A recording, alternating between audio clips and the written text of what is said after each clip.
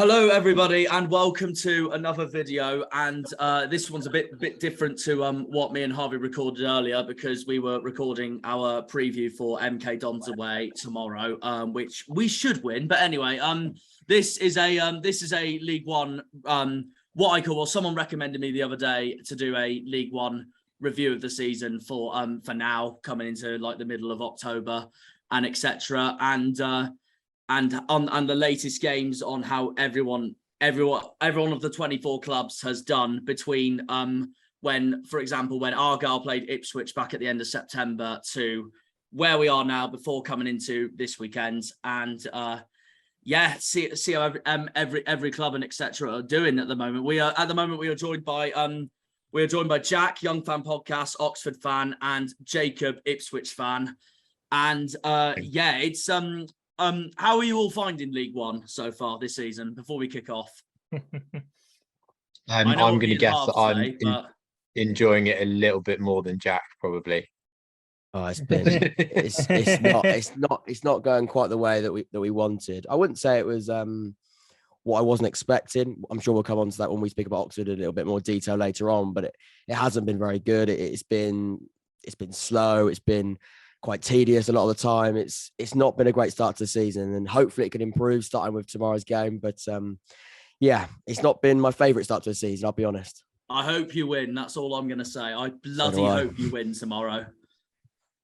Yeah, well, I can see why. A lot of Plymouth fans as well in there. So we'll try and do you proud, but I'm not sure. I wouldn't put much money on it, I'll be honest. The thing is with Exeter is that this is what me and Harv were saying earlier. It's just they go from losing at home to Burton to then beating Barnsley away. It's just the most Exeter City thing I've probably ever seen. We'll go through alphabetical order. So we'll start with John Coleman's side. Accrington Stanley, the captain, Seamus Connolly, got sent off against us last week, along with Dan Scarr, of course. But how are you all finding Stanley so far this season? Currently 13th in the league.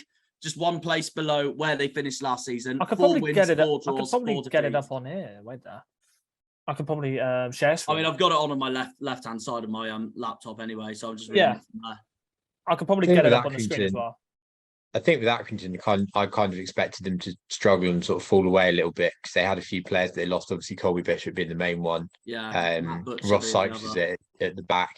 Harry Pell, who maybe wasn't the best player, but Ipswich, we always found it difficult going there. He's a very type of player who kind of winds the crowd up and all the rest of it, which probably contributes quite a bit to Accrington's home record. It's not a pleasant place to go, especially for the big clubs.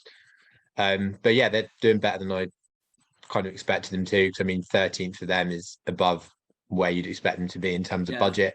Yeah. I'm sure they'd take that come the end of the season. For sure. Have Stanley played Ipswich or Oxford yet this season so far? They haven't played us. No, we won 2-0. We won 2-0 there at the start of September. Okay. I think the 2 goals were in the last 15 minutes. It took a while to break them down. But I think it was a kind of deserved performance at the end. Yeah, Chaplin got 2 quite late on. I think the second one was a deflected goal. But yeah, I think we did deserve that win. It's been quite an Accrington season, hasn't it, really? I think when you look at the way that Accrington, and this is complete credit to John Coleman, you mentioned how he's been, I think he's, other than Gav Haynes, I think the longest standing manager in League One. He knows League One like no one else. He knows how to get the best out of, like Jacob said a second ago, limited resources, not the biggest club in the league by a long way, but he knows to get the best out of the players that he's got. Shorba Conville, you can see him there, he's their top goal scorer and goals and assists as well when it comes to goal contributions. He's been at the top of those charts for quite a few seasons now. I think he's 33, still going so strong. And that's credit to John Coleman. It's credit to the way that football club is run. Not much money, not the glamorous resources that other clubs have got in this league, but he gets the job done. And they do punch above their weight pretty much every single season. So I've been impressed with Accrington once again, really, so far. Yeah. Oh no, without a shadow of a doubt. So I think if you're an Accrington fan right now and you finish 13th, that's another solid season going into League One again for the following season. Funny enough, they were actually the team they were actually one of the teams I actually had to go down this season. I was similar to 4-0 in his prediction. I thought they'd be one of those clubs this season where they had a brilliant season last season, and then second season syndrome sort of goes into them this season. Exactly, especially with the losses of Butcher and Bishop. Well, yeah, I had them to finish 21st this season, but they've proved once again that they're doing really well at the moment for a club part like of the reason I thought they'd do so, like I don't think I put them to go down, but maybe, right on the edge of it, was I thought there might have been a bit of comparison with Crew last season, where they had punched above their weight before, but had lost sort of 3 or 4 key players in one go rather than sort of slowly transitioning the team. And I thought there'd be quite a big drop off. I mean, there has been, maybe a couple of places of a drop off, but not anywhere near as much as I'd expected. And obviously, as you've both said, John Coleman is a good manager and does. He might not get a team promoted, but can get a team that's not expected to do very well into safety, which is, like you said, not a particularly glamorous skill, but it is, for a club like Accrington, that is very, very important. It's what they need, isn't it? It's exactly what they need ultimately. Yeah, for sure. And the form they've been on lately, they beat Bristol Rovers away 1-0 at the end of September, which was then followed by a 3-1 win over arch rivals Morecambe. Then after that, they lost to us 3-0. But they've got Accrington Stanley's got Derby this weekend, which I've predicted as a 1-0 win for Accrington Stanley. Yeah, you predicted this in the MK Dons preview when we recorded this earlier. But I can really see them give Derby a really neckingly hard time tomorrow, especially that they're at home as well. I think that Derby have got to make sure they're not complacent, because you go complacent against Accrington, they'll make it really difficult. They're going to try and make it as challenging for Derby, because there will be a little bit of complacency there. Derby will think they can turn up. A lot of clubs do it. We've seen it. Ipswich have done it in previous years. First defeat 3 years ago away at exactly. Accrington. You go away to Accrington, you think you're going to be pit. fine. And they absolutely, I say they surprise you, but they certainly do put in a shift that, and a lot of the time they play quite a physical style and they want it more. They're quite bullyish, but it works. And John Coleman knows exactly how to get the best out of the players and how to work with that system so well. So it's not going to be easy for Derby. I think I did still predict Derby to win the game. And that's probably based on the fact that the quality in that Derby squad, I think, probably will be enough to get through it, but you can't sleep on them. They're going to make it difficult. Yeah, like I said, they are a frustrating team to play against. They mainly played for set pieces against us, which I could tell, which was frustrating for the fans first of all, and then secondly, getting both red cards obviously was a turning point for the game as well, as you could tell from what it saw. But we got the result against them, which I thought was a decent result against a team that I thought some teams do struggle against. Some teams do struggle against Accrington Stanley, and they proved it against, like, they've done it against Exeter, 0-0 draw there. Never frustrating game for another Devon side. So, and they haven't actually been battered either. You look at Ipswich, it's only 2-0. Wickham was 1-0. They've been in some tight games. These are some clubs that a lot of people predict to absolutely, batter them respectfully. But they haven't been torn apart. They made it difficult for some clubs as well. Exactly. And I know for us, when they played us last weekend, it was 3-0, but I wouldn't have called it a battering anyway, because first of all, I thought there were parts in the game where Stanley, I thought, played really well, not going to lie. Yeah, they played pretty decent. Yeah. And then, and it was just our clinical finishing that won the game for us. But I went into that game thinking it will be harder than we expect, considering they just had 3 wins on the bounce. But no, obviously, I still think the red cards for both Connolly and Dan Scarr changed the game. But honestly, they in some areas they gave us a really hard time, I thought, last week, despite the scoreline being 3-0, and that's why I think they'll give Derby again a hard time tomorrow as well, especially that they're home again as well. Yeah, no, I do expect that. Yeah, definitely. Will be interesting to see. So yeah, no, I'd say yeah. They only have a goal difference of -2 as well. They've conceded 16, they've scored 14. So I would say if you're a Stanley fan, you'd be pretty pleased with that. It's only one place below where they finished last season as well. Of course, they were over the moon with how they were last season, finishing in 12th spot and in the top half of the in the table. Fantastic for them. Moving on to a team a bit higher up the table. We got the former Cheltenham manager, Michael Duff, with Barnsley. Barnsley currently in 6th place at the moment, just on the edge of the playoffs. How do you guys rate Barnsley's season so far? I think Duff, what we were talking about with Coleman earlier, kind of has two different skill sets, which he's displayed in management so far. So at Cheltenham, he got the team promoted, and he also managed to get a team with quite a small budget solidified in the league, because you see quite often with some managers who can set up a team, can get them back to basics and keep them up in the league. But then he's also managed to get a promotion as well. And it looks like with Barnsley, they're one of the big clubs in this league. They're going to be expected to be on the front foot. They had a bit of a shaky start, which a lot of clubs do after relegation, but pretty impressive. And yeah, I think 6th is probably about par where you'd expect them to be. So considering they've had that shaky start, then I don't think they can have any complaints. They've had some good wins as well, especially Wednesday away. Maybe a bit lucky with the point. They don't like each other at all. Town, but all in all, pretty good. No, I've been impressed with Barnsley. I think they've had to go through the growing pains of promotion, like you just said there. Sorry, relegation, and with aim to get promoted, like Jacob said there. It's not always easy. The transfer window, and when you get relegated, a lot of people don't speak about it. That transfer window can be really difficult. They lost Callum Styles, they lost Norton, I believe, as well. Woodrow, both of those players went to Luton in the Championship. They lost a few of their players in the summer. A lot of them did go. I mean, they recruited well. I think Nicky Cadden coming in was good. I know I'll be interested to see what Jacob got to say, but I think Norwood coming on a free transfer so far, that's actually worked out quite well. Good transfer. And on a free transfer, you can't really argue with it.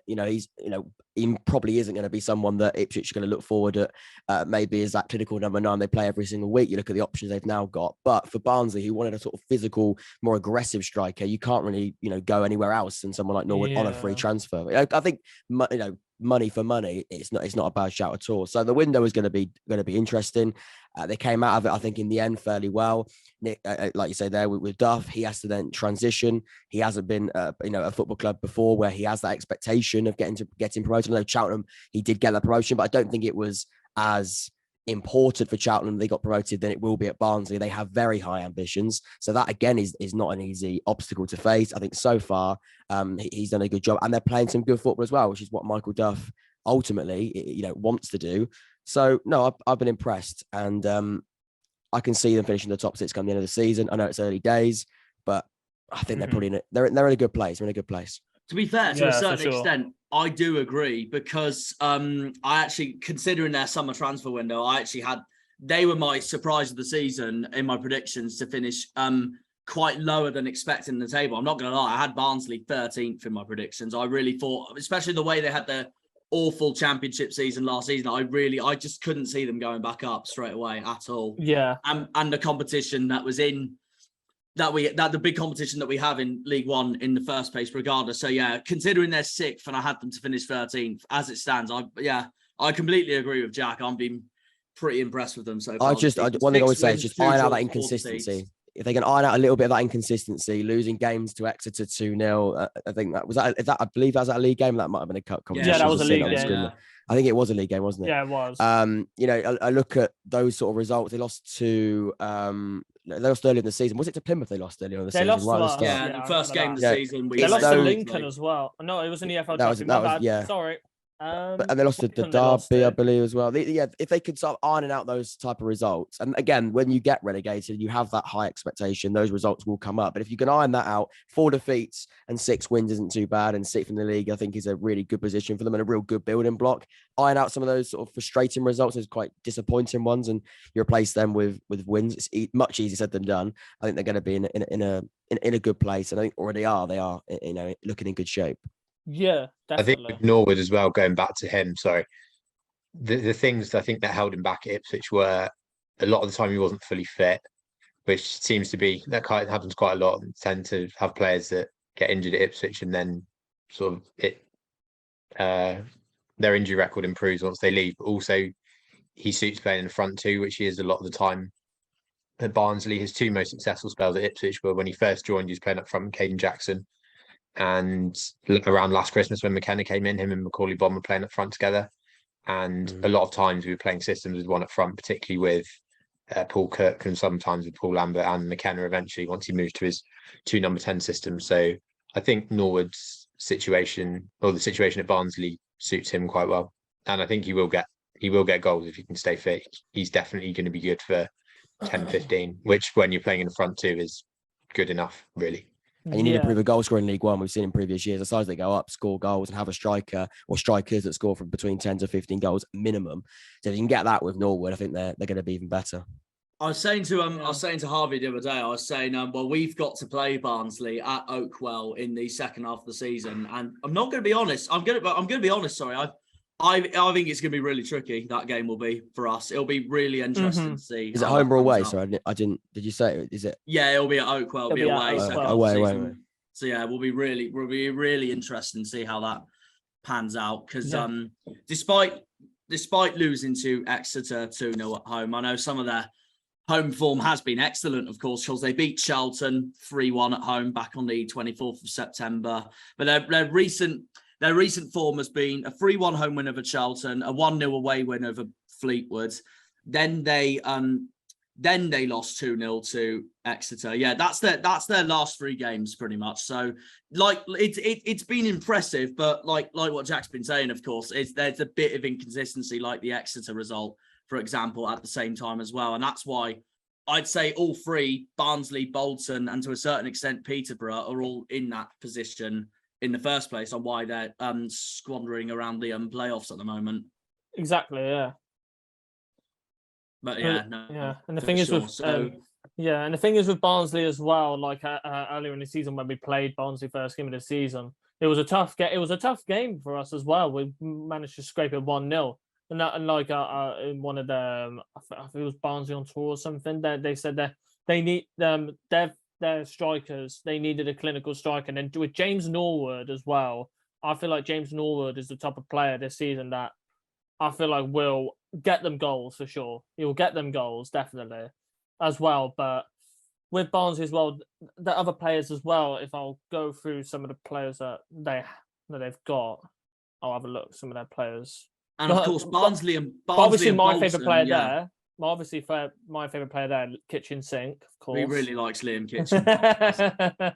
Don't worry, if you talk about him, I would love him. But obviously, other players as well throughout there. Herbie Kane as well. Love Herbie Kane. Luke O'Connell, Devante Cole, other players throughout the team.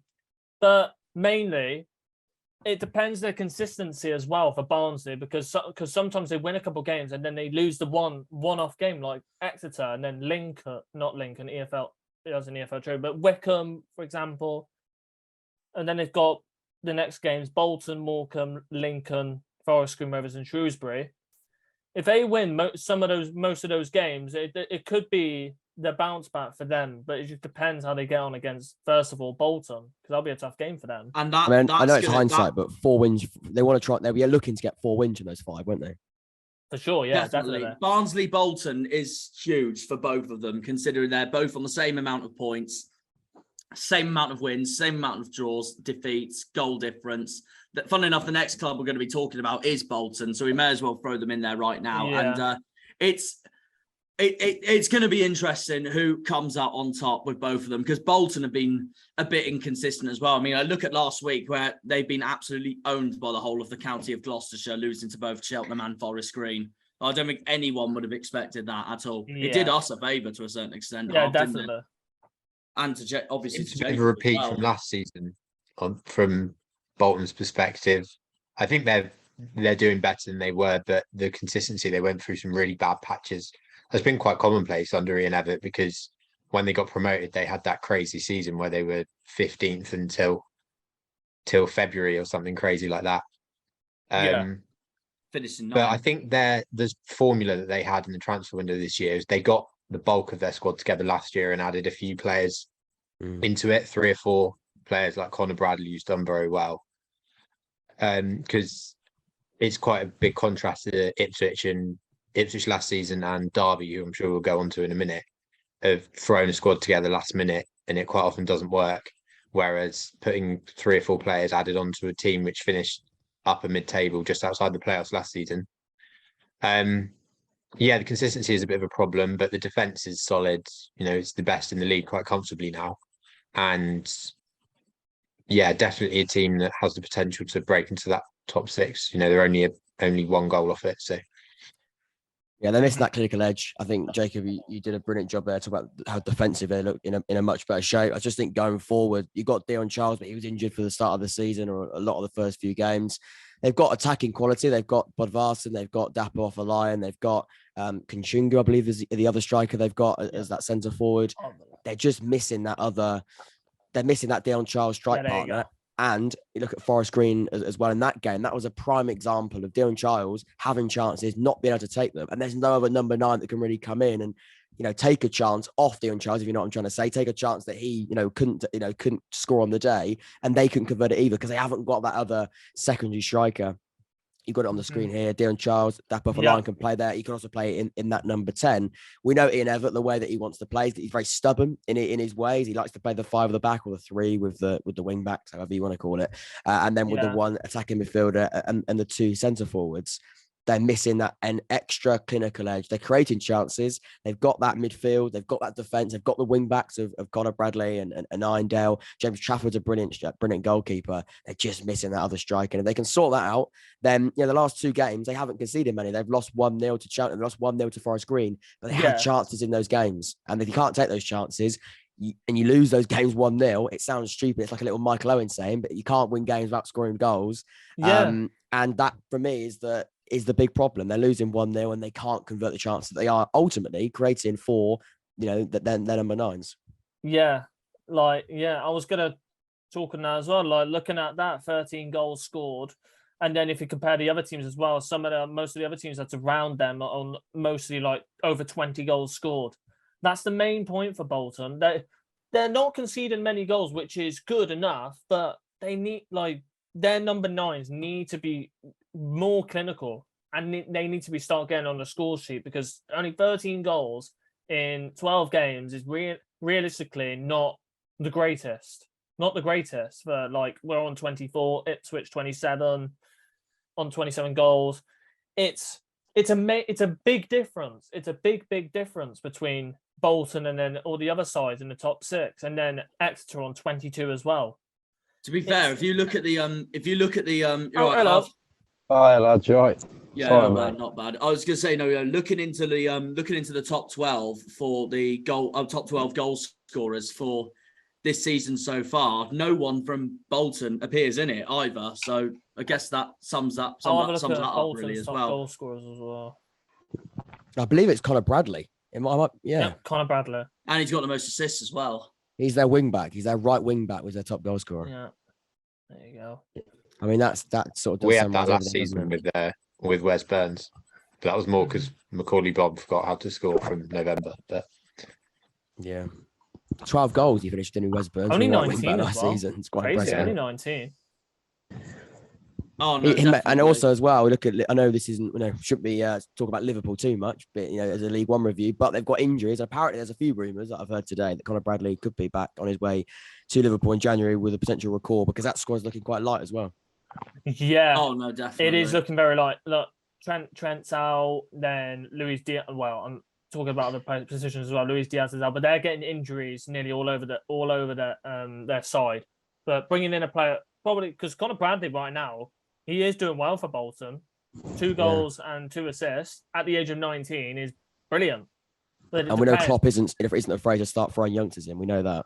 Oh yeah, he's done it. He's done it last year. Well, he brought in can't remember his other name, Nat Phillips. I know he's around his 20s, but he's brought in other players. But Harvey Elliott's only 20, isn't he? Harvey Elliott's. He's the same age as me. He's the same age as me, Harvey Elliott. That's scary, isn't it? Yeah. This is a must-win for Bolton tomorrow. Technically, so it is for Barnsley. But if you're looking at Bolton's recent, Bolton's form after their Peterborough win at home and their Lincoln win at home, they've had 2 away games on the trot. Both of them they've lost to. So this is a must-win for both of them. Honestly, it's a bigger fixture than what I think most people will expect from it. I reckon. Yeah. I'm going to draw 1-1. Yeah. It's got to draw written over, hasn't it? Jack? What did we say? I said 1-1 draw and you said 0-0. Yeah, I did. Yeah, it's got a draw written all over it, unfortunately. Yeah, I said that. It's got a draw written all over it, for sure. That makes sense. That makes sense. No, so yeah, no. Before you joined, Harvey, we were just talking about Accrington Stanley, Barnsley, and Bolton just now. How are you finding those three so far this season? I mean, yeah, I think when Bolton come down to Plymouth, it was quite a decent game, to be fair. Was it Bolton? We beat 2-0 earlier on we in the beat them season. 2-0, yeah. 2-0, yeah. Yeah. Yeah, not really much else to say really about them, but yeah, with Barnsley this weekend, I reckon it's quite a tough game. Two sides quite close in the table on the same points, so I'd probably say a draw is probably on the cards, as someone said just now. I'm just writing down currently my match predictions for this weekend anyway, as we're speaking. Fair enough. Yeah, brilliant. That's what Brilliant. Yeah, that makes sense. All right, then we'll move on to Bristol Rovers, the team that we're playing next weekend. I know Harvey's going to Bristol Rovers next weekend for that. Obviously, I hope we absolutely batter them, but I'm going to be honest. I am pretty disappointed with Bristol Rovers' start to the season so far. I know they've just had an impressive win over MK Dons and also their home win over Cambridge last weekend, but overall, because they were my surprise of the season. I actually had them to finish 10th at the start of the season. I thought, since it's League One, there'll be one team that usually comes up as a surprise. And my surprise was Bristol Rovers with the signings Joey Barton made as well. As it stands, I'd say the surprise of the season has been Fleetwood. But yeah, they're currently 15th at the moment. They are trying to bounce back on form at the moment. Again, it's really tight in that second half of the table. A few weeks ago, they were in the bottom four, but I don't think it's the start that they would have expected or wanted, if you get what I mean, for Joey Barton's side. Yeah. 2 weeks ago, you asked that question. They're probably going to be really, really concerned, but it has picked up recently. So, recently they've only played one game, haven't they, since that pretty horrific run, and they won it, thankfully. But no, I was a little bit concerned for them. I think, yeah, they were. I think I did sort of like a after I did a few games final predictions. I either had them in that bottom four, just outside that, but I think that might have been a little bit of short-term biased, sort of coming into play there, because they have picked it up and they've got a really good squad, like you just said, Jack. They have got a good squad. They made some good additions in the summer, so I think they will be fine. They just need to sort of get out of that rut, and I think hopefully for them they now have done that. And they've got Cheltenham away tomorrow, which I think is going to be a big game for both of them. Yeah. I'll look at away form for Bristol Rovers, then 9th on away form, and then home, they are 16th. So it's, don't know what to say about that. And of course, well, considering their away form, of course, the other week they got they got a point, and I don't think a lot of people expected this, but they got a point at a certain St James's Park as well. So I think that's done them confidence as well for that. Yeah. So no, definitely. Yeah, I think they're one of those clubs where they would have loved to be a lot higher, but no, overall, I think they'll be pretty disappointed with being in 15th so far. But obviously, 15th, of course, is enough to stay up at the moment. Unlike the team I'm about to go on to next, who are currently second bottom, Burton. What do you guys say to Burton's season so far? Jimmy Floyd Hasselbank was obviously he was sacked earlier on in the season. They've started to pick up a little bit of form, but they're still in that bottom three. Currently second bottom, 2 wins, 2 draws, 9 defeats. But when we played them in August, when we played in August, they actually were quite impressive. They dominated the first half. They were quite unlucky not to get a point. Although their best player was Ghassan Ahadme, who has since joined Ipswich. You did wonder a little bit with Hasselbank whether his heart was in it very much, because a lot of people commented he was spending a lot of time on Sky Sports, maybe not fully committed. Whereas since Mamre has come in, they've picked it up a little bit. Whether that's going to be enough, I don't know, because in that game I thought Hadme was the player that was causing problems, and especially if you're a smaller club at the bottom of the table, having a big man up front, regardless of the quality, it's a bit of a wild card option, isn't it? That the top defenses can't deal with, and without that, that's something that they're probably going to struggle with. But I think it's not as bad as last season, the bottom of the league. But I think there are some quite poor teams down Yeah. the bottom this year. They I, may I thought just from other teams being worse. I thought Brighton last year was quite like a bogey type team, especially towards the back end of the season. I thought they picked up some good results off the top six. Obviously, they took points off Argyle, which ultimately led us to bottle the playoffs. But then I know that pretty sure they took points off Sheffield, pretty sure they took points off Wickham, and I'm pretty sure they got points off Wigan as well. So I'm quite surprised they've started quite low down, because I thought there was a bit of a dark horse team, like a mid-table team that used to take points off big sides. I had them to finish. Yeah, I had them to finish 14th as well. So they've actually shell shocked me a little bit. I would say there is just me, but when you look at the start of the season and you compare your squad, when you look at a squad, what I'm trying to say, I've described this in a horrific way possible, but you look at the Burton squad at the start of the season and you look at how bad their season has now gone. You look at their squad again. It's just me, but their squad looks so much worse. And I think it's because you look at the strikers and you go, I mean, I know that they lost their key man, and Victor Ajibowa, I think, is the striker that they've actually, I think they brought him from Barnsley. Was it this summer or they already had him? I'm not entirely sure, but he sort of replaced him. But you look at that squad at the start of the season, you go, maybe they've got a chance, and maybe they are that bogey team, like Harvey said then, like they were the end of last year. But you look at their squad now and you go, yeah, I'm not quite sure why I thought they were going to stay up, because that squad is really weak in so many departments, and across that entire, defense to attack, they just haven't really got the quality. There's no standout defender, there's no standout midfielder, and the standout player they did have, was their forward, and he's now gone to Ipswich. So I look at that now, and I do look a little bit concerned. You also think there aren't as many options going forward for them in terms of Oxford and MK. Both their managers are under pressure. I don't know what the financial situation is, but the likelihood is it's better than Burton. They're probably going to attract better players, better managers to get them out of the mess they're in. And, especially with MK and Oxford, they're two teams that are clearly underperforming based on their squads.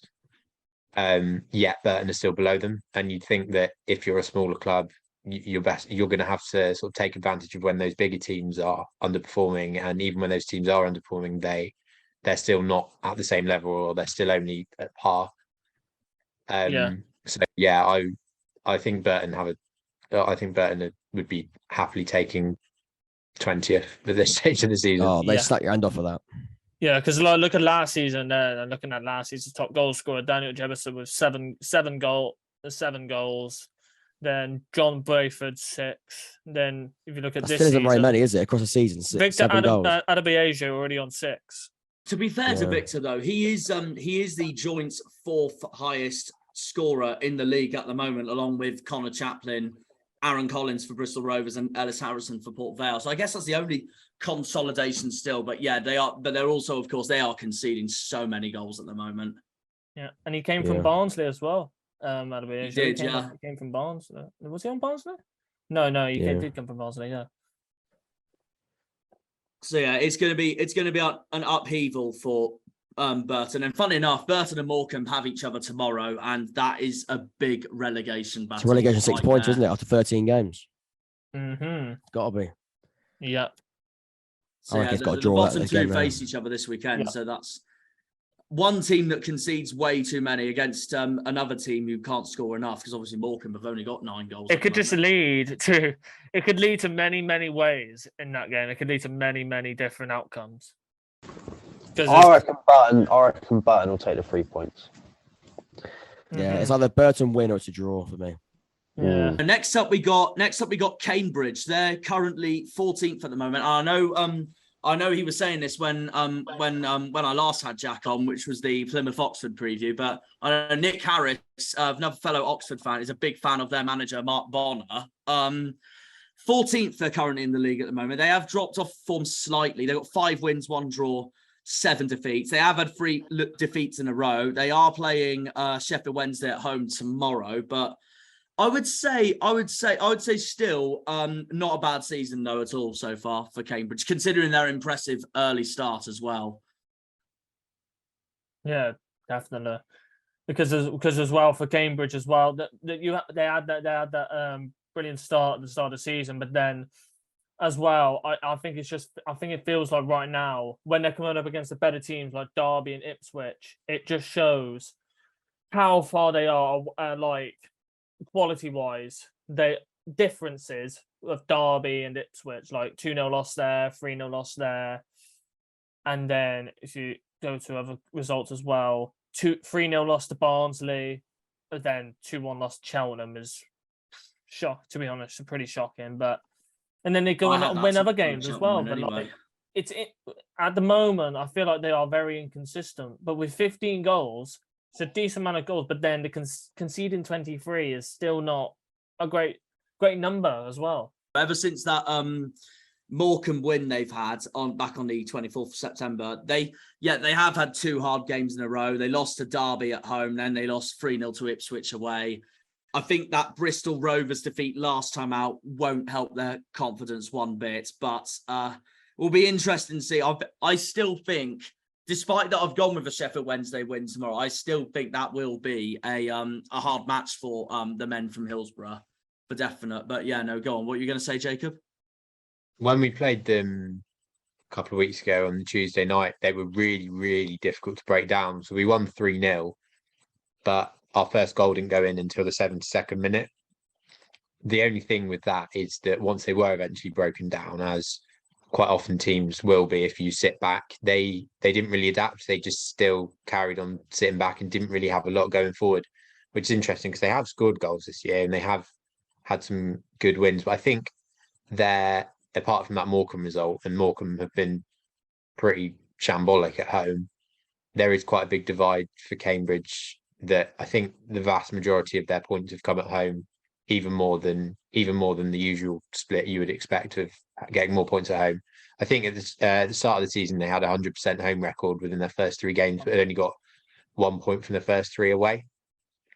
Yeah, so that was what you were saying about it being a difficult place to go. I know it's a bit of a cliche, but a lot of these clubs, especially like Accrington, who we talked about earlier, do rely on their home form to get those wins. And that's probably what Cambridge are going to have to do. But again, 15th, 16th, whatever they are at the moment, that's something that they would happily take in terms of budgets. And because before last season, they hadn't even been at this level for, I'm not sure, but quite a while. They came up with Cheltenham for last season. Yeah. Yeah. I think it's them, Cambridge. They'll take that. They'll take that. Yeah. Yeah, definitely. I agree. But they'll be annoyed by it because of their starts of the season, I think. Yeah, their start of the season, it was mainly their home form that I think they would have been they were happy with at the start, but then losing to Derby and then other losses away from home, and then the loss to Bristol Rovers as well. It's not really the after their great start, they're slowly dropping into a bad patch, as I say, bad patch of losses, which is not really great for Cambridge. It'll put them right back up it if they somehow manage to get a win over Sheffield Wednesday tomorrow. That'll be huge for them. It'll be crazy. Huge for our point of view. It'll be huge as well. Oh, it'd be brilliant for us in the league. Exactly. I doubt they will be getting 3 points. So yeah, I highly doubt it, but we can dream. Like me and Jack, I put 3-1 Sheffield Wednesday and Jack put 2-1. I've put that down as a 4-1 Sheffield Wednesday. 4-1. So we're just going up by 1 goal every time. Yeah. Liam's gonna put like a hammering. Watch it. He'll probably put like 5-1 or 6-1 or something. Yeah, he probably will. I don't know what Liam's like. But yeah, well, he always favours the so-called biggest clubs anyway. Or sometimes he just favours them because he got them on a bet or something. Yeah, all that. like what Jack was saying. No, I'd say Cambridge would take 14th for now. Moving on to, I guess, definitely one of the so-called bigger clubs for definite, ex-Premier League team, Charlton, currently 11th at the moment. I know you went there last weekend, Jack, for Charlton Oxford. Probably had a much better time than I did when I went there because we got hammered 5-1. But yeah, they're 11th at the moment. They finished 13th last season. Really disappointing season from them last season. They haven't hardly improved that much, but it's different for Charlton this season, of course, considering they've got new manager in charge, Ben Garner, joined from Jack's arch rival Swindon Town. But yeah, I'd say not much improvement for Charlton so far, but I think they'll happily take anywhere higher than where they finished last season, which was 13th, of course. I should start getting a Valley membership card for the away end. I went to Exeter against Charlton on Tuesday. I'm going back there on Monday to watch Pompey versus Charlton. I'm doing something with Tom for written over it. So yeah, I should start getting a away end membership there. And I've watched quite a bit of Charlton this season. I'd agree and disagree about the Charlton. I have seen improvement with Charlton. Yeah. I have seen improvement. I know what you mean, because it has been really, really up and down. I look at some of their results. They're sort of 0-0 draw against Lincoln, against Forest Green. Yeah, and their first half performance against Oxford was absolutely shambolic on their part. They were much better against Exeter. I know it's not a popular thing to say in this Zoom call, but they were. It is actually popular. It is popular, but that's the way it is. They did look much better. They actually attacked with a little bit of clinical edge. I think going forward, they looked a really good unit. They got playing with a bit more of a 4-4-2. They're playing Leeburn and Stockley as the two strikers together, which is actually really significant. They got Raksaki. I've just seen him on the screen there. Raksaki is a proper absolute... Brexit, did you just say? Yeah, 4-4-2, proper Brexit. Raksaki's sorry. No. I was going to say they do play a 4-4-2, and it works quite well because Leeburn's quite a physical player. Stockley's quite a physical player, but Leeburn's got a little bit more pace on him as well. They got a little bit of edge to him. But Raksaki on that right hand side is clinical, quite direct for a winger. And on loan from Crystal Palace, he's a really exciting youngster. So yeah, I understand that. Yeah, they probably have been below par again.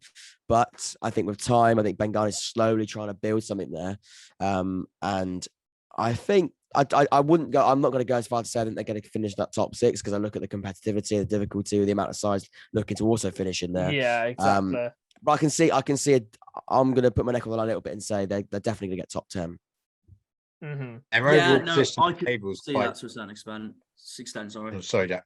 Their overall position in the table is quite similar to what it was last season, but I think the way they've got there is different, because obviously you look at the table, they've drawn more than half their games, whereas last year they were going on crazy runs around Christmas. I think they had a ridiculous run of form, and then they just dropped off after that. There weren't actually that many draws last year, so there are more solid building blocks in place.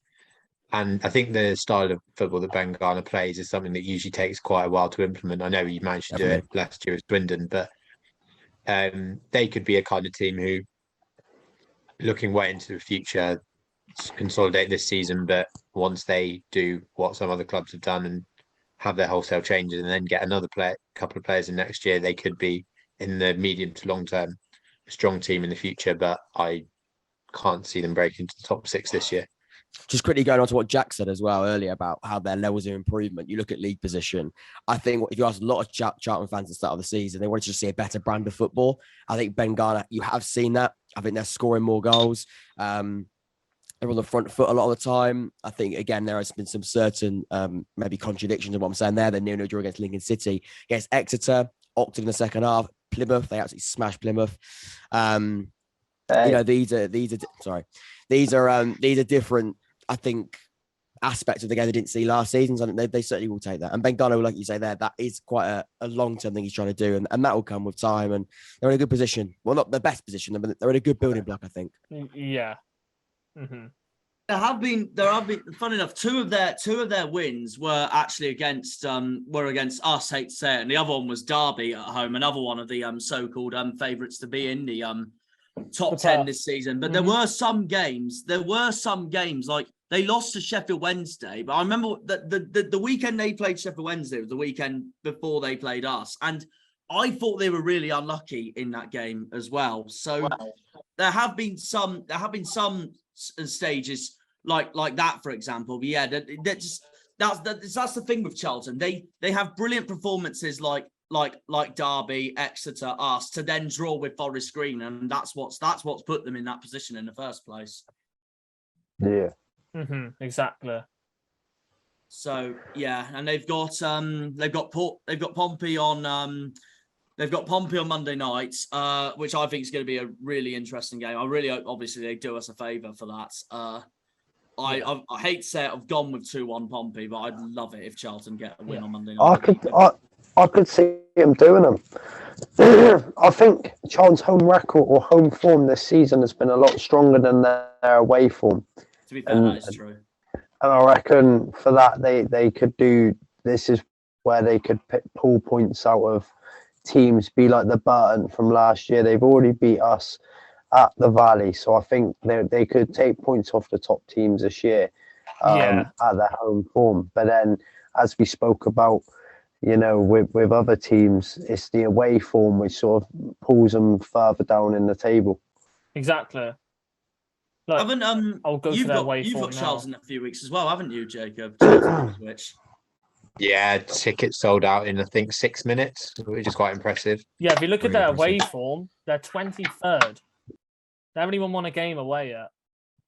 Yeah, no, yeah, their 3 wins have all been at home as well. So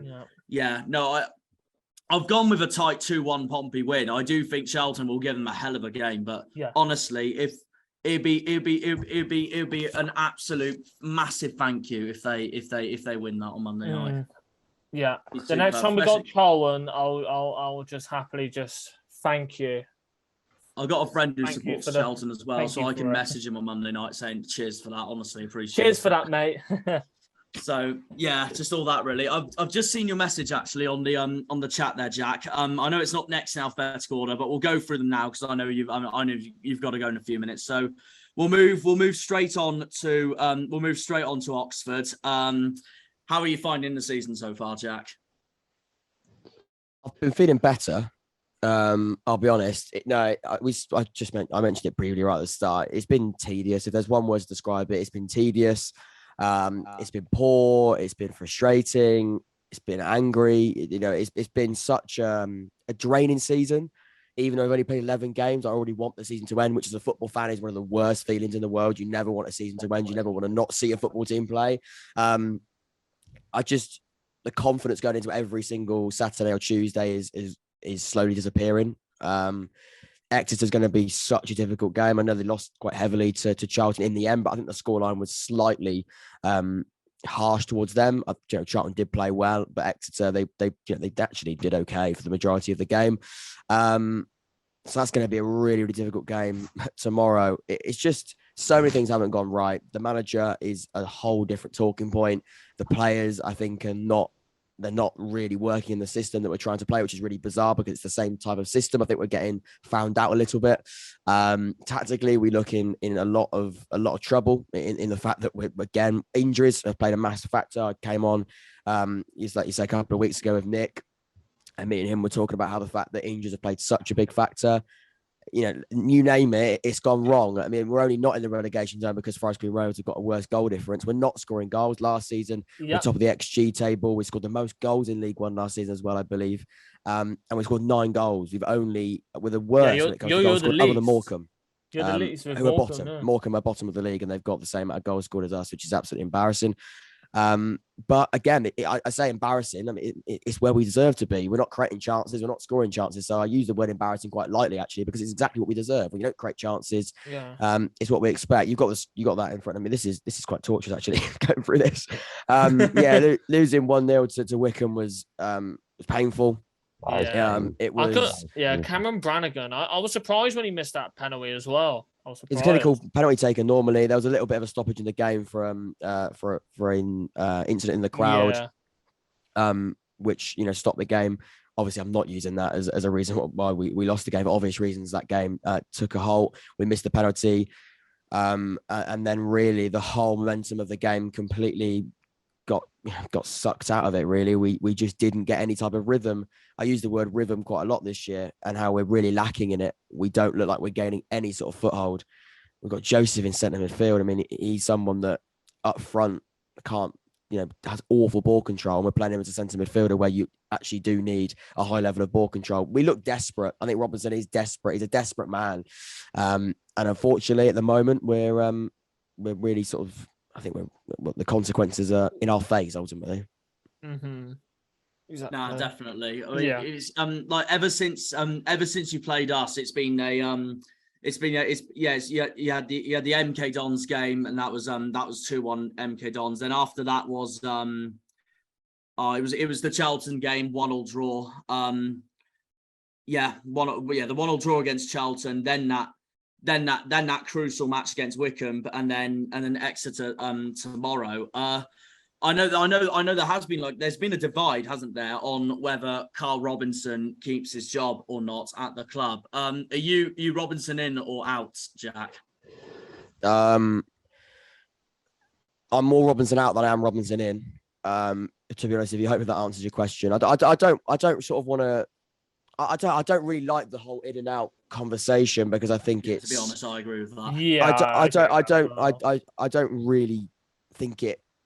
And then, by the way, this is not a slant on your question. Your question's perfectly, I think, and I'll be asking this to a lot of Oxford United fans as well. The question is completely understandable. The reason why I don't like it is because I don't ultimately think it matters, if you know what I'm trying to say. Whether I think it is not, sure. it's not our call. We've got new owners as well off the field, so it's again how they see it. With new owners, you get two different decisions that they have to make. You either go, we're a new owner, we want a new face running the football club on a managerial basis, or they go, we're a new owner, let's give you time under our reign, ultimately. And that's the decision that they have to make. If they go with the fact that, let's look at what we've seen so far, probably is best for a fresh start. We lose tomorrow, he's probably lost his job come Monday. If they go, right, let's give him a little bit of time, they might give him until December. The only problem I've got is I don't see a way at the moment. There's so little encouragement. The worst possible position that we can be in is we get to January, we get to the end of December. We've got some huge games coming up. I don't know if you're going to bring the fixtures up on the screen. Peterborough, we've got Peterborough at home after Exeter. We then got Portsmouth away, which is going to be absolutely, it's going to be such a challenge, especially the way we're playing at the moment. Then Bolton away. We could be at the end of November, and we could be well and truly in that bottom, in that bottom four. No, we could have, still could have not lost. We still could have, not won a game in 4 or 5. So it can only get better, but it can actually get, it can actually get much worse, but you can feel as though, as a football fan, it can only get better. Yeah, definitely. Adding on to that, Jack, saying about the ownership and stuff, how long would you give Carl Robinson then? Because you can't really, drag it on and give him time when ultimately it's not working. Would you say, would you give him to the end of this month to pick up results? Because as you probably know as we'd all know from the experience of this league, if you get caught in a bad run of form for too long, your season could be over before it really gets kicked off. No, 100%. Couldn't agree more. I think you've got to give him until we've got to see encouragement tomorrow. If we don't see any improvements tomorrow, then I think you have to make a decision. You got to look at performance. You got to look at the result. Obviously, if we lose the game tomorrow, I don't know. I don't think again, it's the circumstance of the game, isn't it? If you dominate the game and you play really well and you lose the game 1-0, you go, right, let's give him until Peterborough at home. The problem you've got is you give him till the end of this month. He's got to go home to Peterborough. He's got to go away to Fratton Park. He's got to go to Bolton. It's not like he's got it easy. So it's make or break for him. My ownership side of it, and funnily enough, I'm not the owner of Oxford United, I'd give him until the end of the month. My fan would say, if we don't see any encouragement from tomorrow, in fact, if the performance is anything like it has been so far this season, if we lose the game and we show no promise, he makes continuously stupid decisions on a both tactical and team selection basis, I think he's got to go tomorrow if, again, the circumstances of the game are as bad as they have been. But in answer to your question, in a more broader term, you probably have got to give him till the end of the month. Yeah, who would you say, if that does happen, are there any names you have or any of the fan base have who think might be an adequate replacement? That's usually a conversation that happens. That's what I was thinking. I was thinking that as well. I was thinking that. I'd love Edwards, who's just been sacked from Watford. I would also really like Mark Bonner, but I don't think he'd go to another League One football club. I think his aspirations are probably higher up. I think he rejected the Rotherham job, so he's probably not going to come to Oxford. And we're also on sort of similar levels, I'd say, when it comes to sort of finances. I don't really know the new owners, but I imagine it's probably the same, probably a little bit more. I'd go, my number one shout would be Edwards, but I think he's got, again, his eye elsewhere. I'd say Mark Bonner. some people speak about Chris Wilder because he's had connections with the football club before he actually got us back into the football league. He's just been quite a long sacked from time ago. Middlesbrough, Yeah, he's hasn't just been. Yeah, I He's think just been I think sacked. he's been sacked, or he left on mutual. I think it was. I I think think it was a Chris polite Wilder- sacking. Chris Wilder would pull Oxford up, I reckon. Oh yeah, for sure. He's a brilliant manager. He is a That's what brilliant did with Sheffield manager. United in the Premier Yeah. League. That was and I he- don't, and I he don't think got it. I don't think it would and he got happen them in because the I top think half he's of the either. Premier League as well. Let's not forget. Yeah, I don't think he would go there. I think that's quite an unrealistic shout. The only reason why that name's been Yeah. thrown in the hat is because he has been at Oxford before. He has got that connection.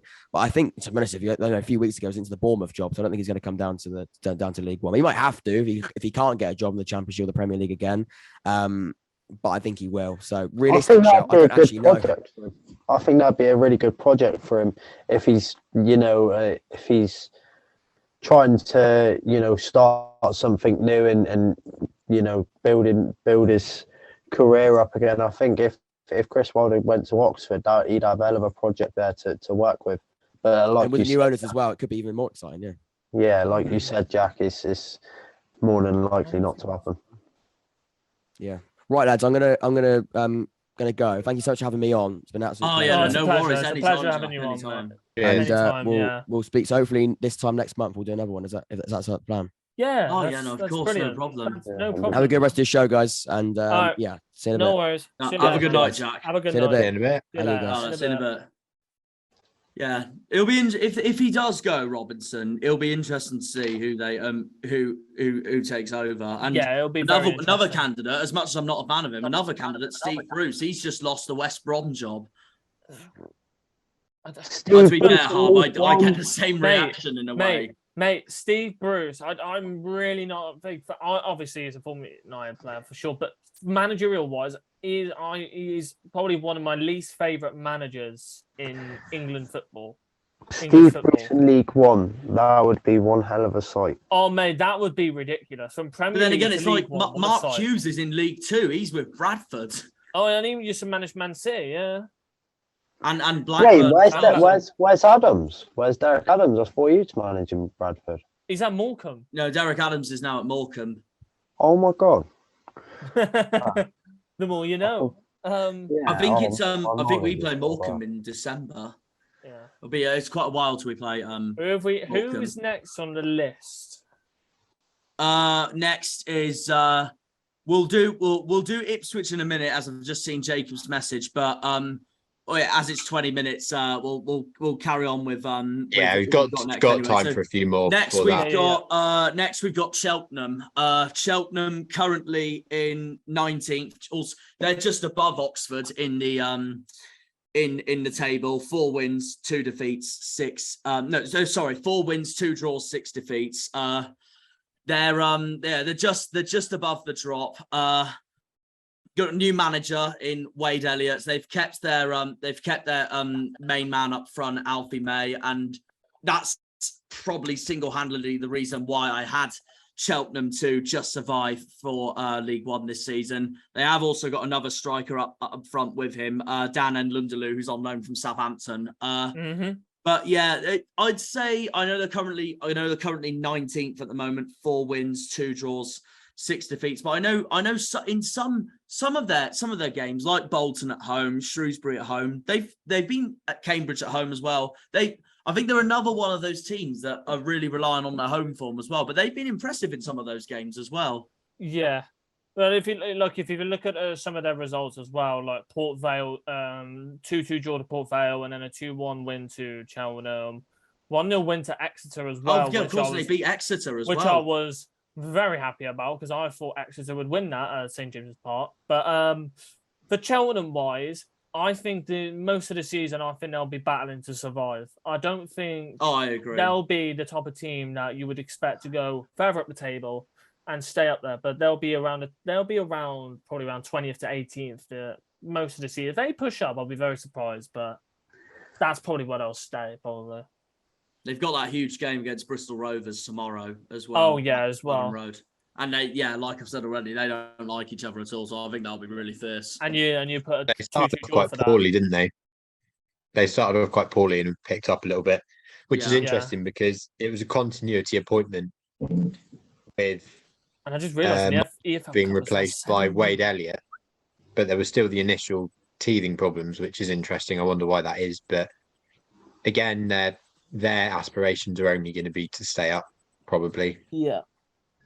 Keeping Mate. hold of their striker is good, but beyond that, they haven't got the finances to recruit.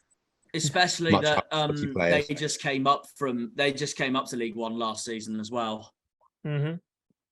I just realised this one as well. Bloody. Yeah, that was in the EFL. Yeah, They that was lost in to the Exeter EFL 7-0, Cup. Yeah, and then they beat Exeter them 1-0. destroyed them. That's similar with us and Peterborough, because Peterborough knocked us out, and then we went on to beat them 2-0. Yeah. Mm-hmm. Same scenario. Yeah, no, I'd say same scenario, but like just the other way round. It's Yeah, gone. just the other way We got round, knocked out of yeah. the EFL Cup, but we beat Peterborough no problem in the in the league. But yeah, no, I agree. Cheltenham, they'll just want to survive. They'll want to survive. Next is the man who's the club that's now appointed of course Paul Warne from Rotherham in charge, Derby County, currently in 10th at the moment. I'd say another inconsistent sort of side, especially when you got the likes of Hurahan, one of our former players, and David McGoldrick in their team. But yeah, I'd say up and down at the moment from Derby. I still speak from that. I did not expect us to win at Pride Park at all back at the start of September. Yeah, main thing I'm going to put on this as well. Obviously, that win against the Derby County was a phenomenal result. I would be a handoff for a draw, let alone a bloody win at Derby. But at the moment, right now, with the players that you obviously David McGoldrick, Max Bird, Louis Sibley, then Cashin in defence, and then the attackers, Mendes Lang as well, James Collins. They are very, very underachieving right now. That's what I can honestly say. Because you would expect then again, it could be said as like this could be like a bit of a expected season for them so far, when they've just come out of their they've had their financial difficulties, and that's why they went down to League One. But with some of the youth talents that they've got coming through, and then some of the players that are like mainly, I would say David McGoldrick used to play in the Premier League a couple of years ago. Oh, he did, of course, yeah, no, because he was at Sheffield United and Hurahan. And Town as well. Very good player. Yeah. And then some of the players you would say are probably like championship quality players, and then they're sitting in 10th, which is very and scoring only 12 goals, less than Shrewsbury, which is very suspicious and a little worrying as well. But I feel like they could bounce back, but I think if Rooney stayed, then it'd be a completely different story. Agreed. If Rooney stayed, I think they'll be higher up the table. They'll probably be in the top 5, top 6. I think Rooney leaving them has made them a massive kick in the teeth. Because imagine all the players and that they're playing under him. They're all happy. They're all excited, eager for the new season, and then he leaves. Yeah, it's like the morale in the change room must be horrible. Yeah, it's also a completely different task this year, isn't it? Mm-hmm. It's a completely different task because last year there was absolutely no expectation. They had a 20-point deduction. Mm-hmm. All of their big money players were leaving, so it was essentially just a team of young players plus 3 or 4 more who were just told, well, do the best you can, and they ended up nearly staying up. Whereas this year they are one of the favourites to get promoted. That expectation is back, and also because of their transfer embargo, their squad, the makeup of it in terms of the age demographics is quite unique. So you have Curtis Davis, David McGoldrick, James Chester, Richard Stearman at one end, and then you have a lot of young players, Max Bird, Louis Sibley at the other, but there aren't too many players in that middle bracket. And also because of their embargo, that means they're restricted a bit further. I think they do remind me of Ipswich in a few ways as a big club coming down. But I touched on it earlier. They threw a squad together almost last minute, a bit like we did last year, kind of expected it to work at first, and it just hasn't done it. I think Warne is a good appointment. I think a lot of people raise their eyebrows at him dropping down a level, but the potential for Derby is much higher than it is for Rotherham. And for him, he'd already taken Rotherham to their ceiling, I think. He recognised that. Whereas Derby, you can go much higher. And I don't think it would be this season, but maybe give it another year. I'm not sure when their embargo finishes. I think it's next summer, because I think I remember reading that in January they'll still be restricted to frees and loans. But if they can keep a good core of players, obviously players aging at the other end of the squad is a concern. But I imagine most of them will still have a year or two left in them. They can keep some of the younger players, maybe add a couple more next year. They might be able to do it next year, but I think this one will be a year too soon. But probably for Derby fans, even if they are unlikely to get the results they want this season, it's still going to be an improvement to have a full house, have a club that's much more stable, and one that Exactly. can. Yeah. Exactly. I think they'll be a bit like Sunderland, where Some of them were similar.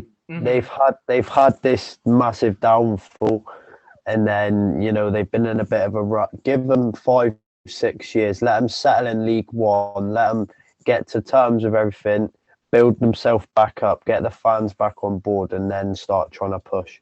And then as well as like Bolton as well, they were in the Prem at one point, and then they went straight down to League Two, and then up to League One. But they're still trying to rebuild their team at the moment.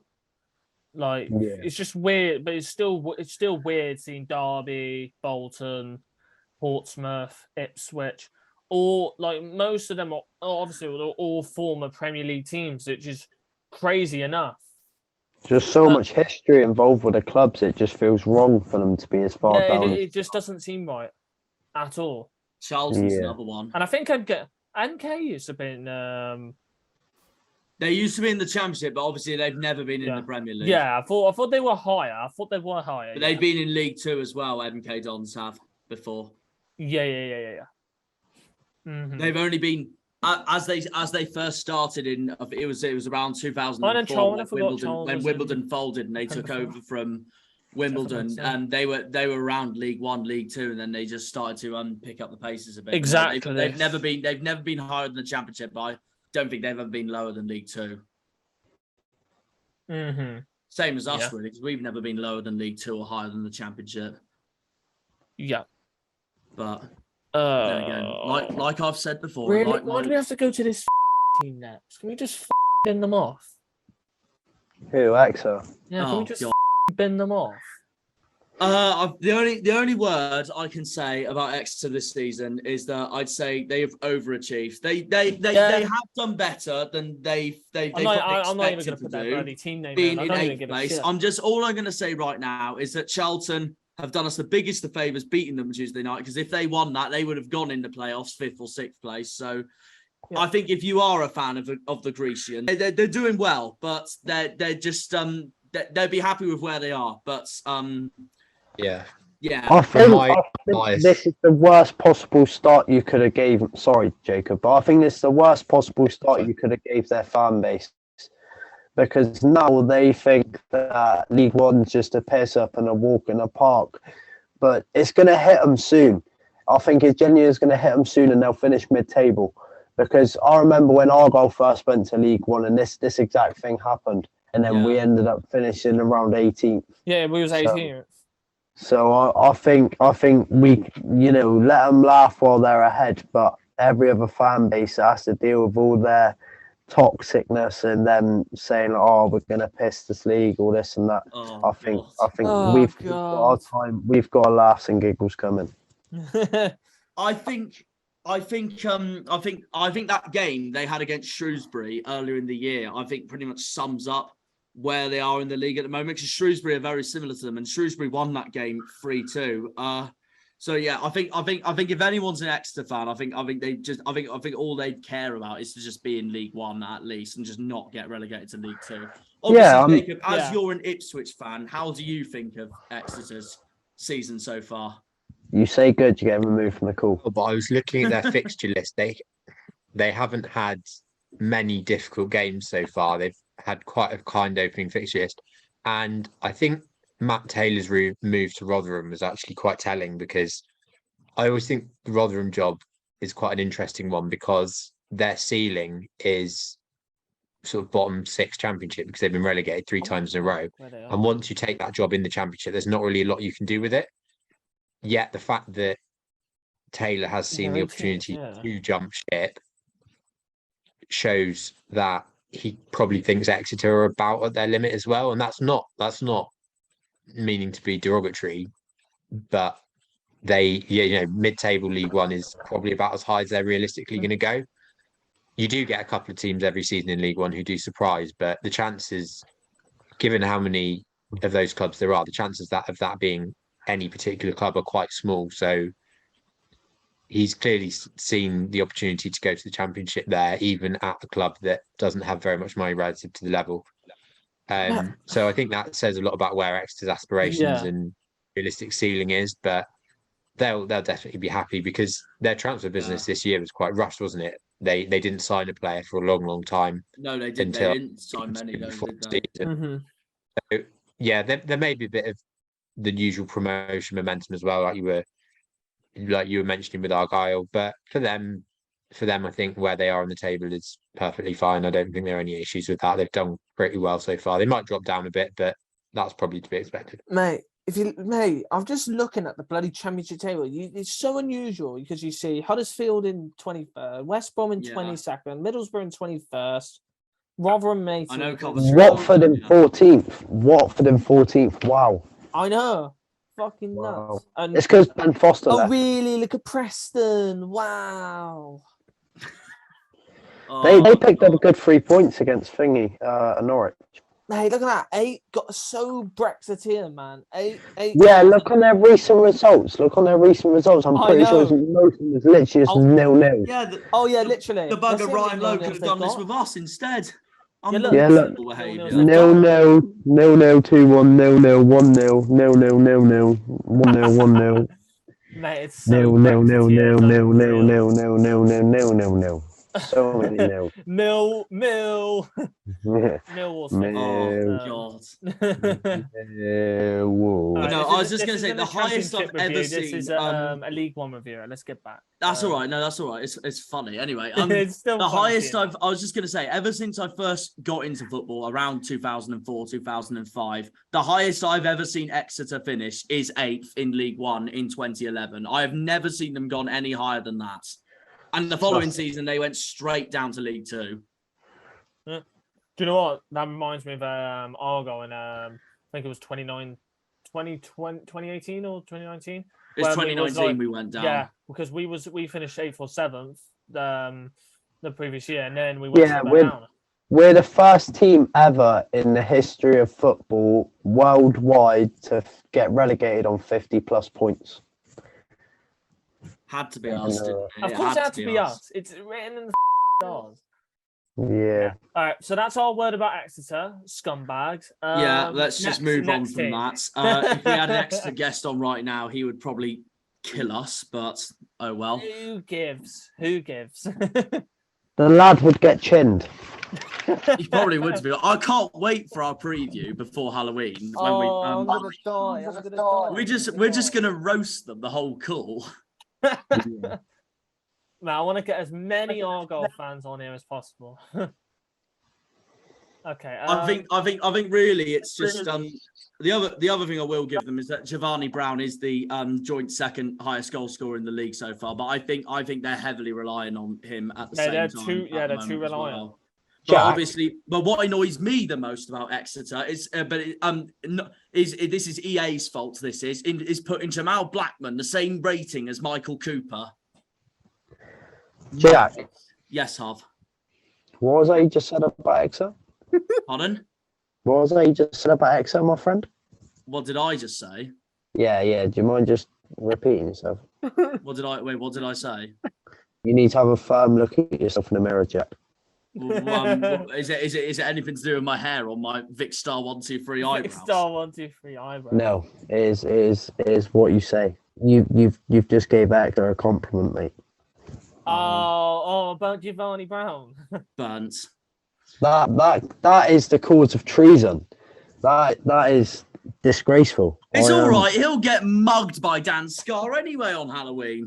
No, Jack, you've hurt my feelings. I'm very upset. Does that mean I have to buy you an extra drink now tomorrow on the way to Torquay for your birthday? Mate, I'm gonna cry. I'm crying. Should we move to Ipswich before Jacob has to go? Yeah, I was going to say, well, before. Oh, yeah, we're here waffling. Sorry, Jacob. It's all right. don't worry. He's a fat waffle, lad. He's turned his camera off, so we don't have to see his tears. Yeah, we'll move on I'll to just Ipswich. Get through. Don't worry. Easily our biggest competition so far this season. Home of the Take it snake. you're really enjoying the season so far. Oh yeah, home of the snake.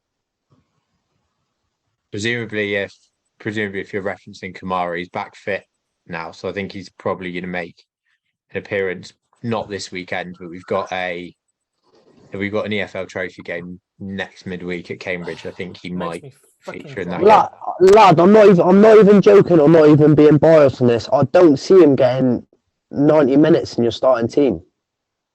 He won't get 90, but a lot of players Liam's don't. got his predictions. I'm just going to write these down quick. Yeah, I think he'll be struggling for 45 minutes a week. Yeah, Genuine. we did. I think I touched on this last time I came on, but when we had the recruitment last year, we were recruiting a lot of players for one position, and that inevitably led to some players leaving within 6 months. That hasn't happened as much this year. Centre midfield is probably the one where we're the most stacked, but there are a few players in the number 10 position who are injured at the moment, so you could potentially get some minutes there. But coming on to us more generally, my fucking god, Liam actually put a 2-1 Exeter win. Did he actually? Oh my god! Right, he's not allowed in our calls anymore. He actually put a. Oh mate, Liam. It makes me sick. He's obviously not back in that, Oxford, then, that isn't result. I backed Oxford. What did he put for the Oxford game? Oh no, not Oxford. Ipswich. He put 2-0 Ipswich. Okay. Oh, same as me. Yeah. Oh, 2-0. I reckon Ipswich. I've said this to people before. I reckon it'll be Argyle and Ipswich to go up. Whoever wins the league, I'm not sure, and I don't really care. But I reckon them two will be the ones that go up, and it'll be between Sheffield, Peterborough, and Portsmouth for the well, as it literally is right now. It'll be as it is right now around. So it'll be either Argyle, Ipswich going up, and then third, fourth, and fifth fighting for playoffs. Where it could be like one of them where it's like a 3-team scramble where you really won't be able to decide it until the final. It's like last year when it was between Wigan, Rotherham, and MK Dons in the top 3. Yeah.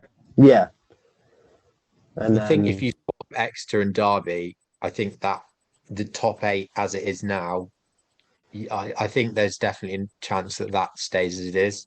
I could see Cambridge jumping into this top 8 by the end of the season. I could genuinely see Cambridge jumping in this. Maybe. That's interesting. I guess the general shape of it, the general shape of the table now is probably what it will be come the end of it, which you don't always get. But I think the difference between us this year and last year is the team's much more settled. We haven't got the scattergun recruitment that we did last year. The squad's much more balanced. So last year we were very reliant on Wes Burns on the right-hand side, but now we've got Leif Davis in and Greg Lee, who's injured. We've got more attacking threat on the left-hand side. Strikers have been upgraded as well. You know, Ladapo struggled the first few games, but he's an upgrade on the players we had last year. His goal against Argyle, by the way, wow, what a confusing finish. Oh, Ladapo! Oh my days, mate! All of the fans were that lad. Oh my god! I don't understand him because he always gives it the big one against Argyle. Always giving it like the cup here. Always giving it the shush and all that.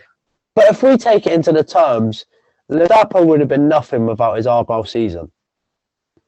Yeah, his goal record isn't amazing, is it? I mean, he had a couple of good years at Rotherham, but before that, he struggled a little bit. Yeah, like without his season at Argyle and where he finally like found his form and got his big money move, he'd be a League One striker for a standard club that no one cares about. He's only a talking point because of the money, which is a main thing. he took a few games to sort himself out, but I thought the Plymouth game, when we subbed him off, we looked a lot worse because we were having to go a lot more direct because Plymouth were pressing very well, and it gave us that out ball. You know, we knew that if the short pass wasn't on, we could just hit it up to Ladapo. He could hold it up, and when we put Jackson in the middle, he doesn't. He's quicker, but he doesn't have that skill set of holding the ball up. Do you find Ladapo for you is quite lazy? Do you find him quite a lazy striker? Few fans said that. I can see what they mean, but I think he does bring a lot to the game. It helps the fact that our number 10s, Chaplin and Harness, and John Jules, when he's played, have been scoring goals, which has eased the burden on Ladapo. But I can understand why, because inevitably our number 10s will have a dry patch as a lot of attacking players do. If Ladapo doesn't take on the scoring burden himself, I think he would get a lot of the flack. But as it is, it works in the system at the moment. And he's not playing every game because a lot of what McKenna does is because we've got such a deep squad, he will rotate, focus on each specific opponent and rotate based on tactically what he thinks is going to be better for the game. So he's not one of those players which you might get at smaller clubs where if he's having a tough time, he can't come out and have a rest and be integrated back in and has to play every game. He has the opportunity to give the burden to others. So yeah, I'm quite happy with him so far. Yeah, obviously, I'd say it's a big improvement for Ipswich as well, because I know you had a lot of draws last season as well. It was 18 wins, 16 draws, and 12 defeats. Same amount of defeats as us. And I'd say are you much happier this season, this time this season to this time last season? Take it. Yeah, for sure. I mean, the results are obviously much better, but the team's more settled. And even in the games that we were winning at the start of last season, once we eventually picked up, a lot of them you felt we were just winning purely because our players were better, not because of the tactical way the game was set up. We were just relying on individual moments of skill, which we are still a little bit now, but not to the same extent. And you can definitely see when substitutions happen and when the team changes are made, the system changes are made, you can see why it's happening and you see that it's much more proactive. I know it's a I know you've only had one defeat so far this season, which was obviously to us, but considering the 13 games you've played so far this season, what would you say has been your best performance so far this season and your worst performance so far this season in League One? Worst, despite winning the game, because I think we probably did deserve to lose to Plymouth, but I don't think we were much worse than Plymouth were. I think it was more from shading it. I would say the worst performance, probably the two games to pick from, two games that we won. Burton, the first half, we were pretty poor, and Morecambe. They were the kind of games where, because we put in a performance against teams who were quite poor themselves, we could get away with it by getting a narrow win. Whereas if we put a performance in like that against a Portsmouth or a Plymouth, we wouldn't be able to get away with it. We weren't actually that great at Hillsborough. I mean, the game plan was going pretty well for 70 minutes, but the general standard of the game was quite low. So Wednesday weren't great either. It was quite a stop-start game, but yeah, I've gone around the houses a little bit, but I'd say Morecambe or Burton were probably our worst performances. Yeah. Yeah, no, that makes sense. Where did you at the start of the season, before the season began, of course, where did you have Ipswich to finish again this season? I know you sent it to me, but no, I'm just trying to remember, of course. Fourth, I think. I'll double check anyway. So because I know Fourth, you sent me your predictions to me. I didn't want to go. I didn't want to go. You had Ipswich fourth, yeah. Yeah, I didn't want to go straight from 11th to top two straight away, just because it is quite a big jump. But we're looking quite good for it at the moment. I wouldn't want to kind of change. I wouldn't want to give a definitive where we're going to finish, but we're definitely on track. And if you'd said after 13 games, 30 points, best goal difference in the league, 1 point off the top, yeah, I don't think there's any fan base in the league that wouldn't have accepted that. So I don't have any complaints at all. Yeah, no, that makes sense. fair. Are you planning to? I was going to say, are you planning to go and watch Ipswich Argyle second half of the season at Portman Road? Just out of interest. Probably not. I'll was go gonna to Portman Road at some point. But to be honest, if you look at the table with Peterborough, Portsmouth, and then Barnsley as well, and then the other teams below.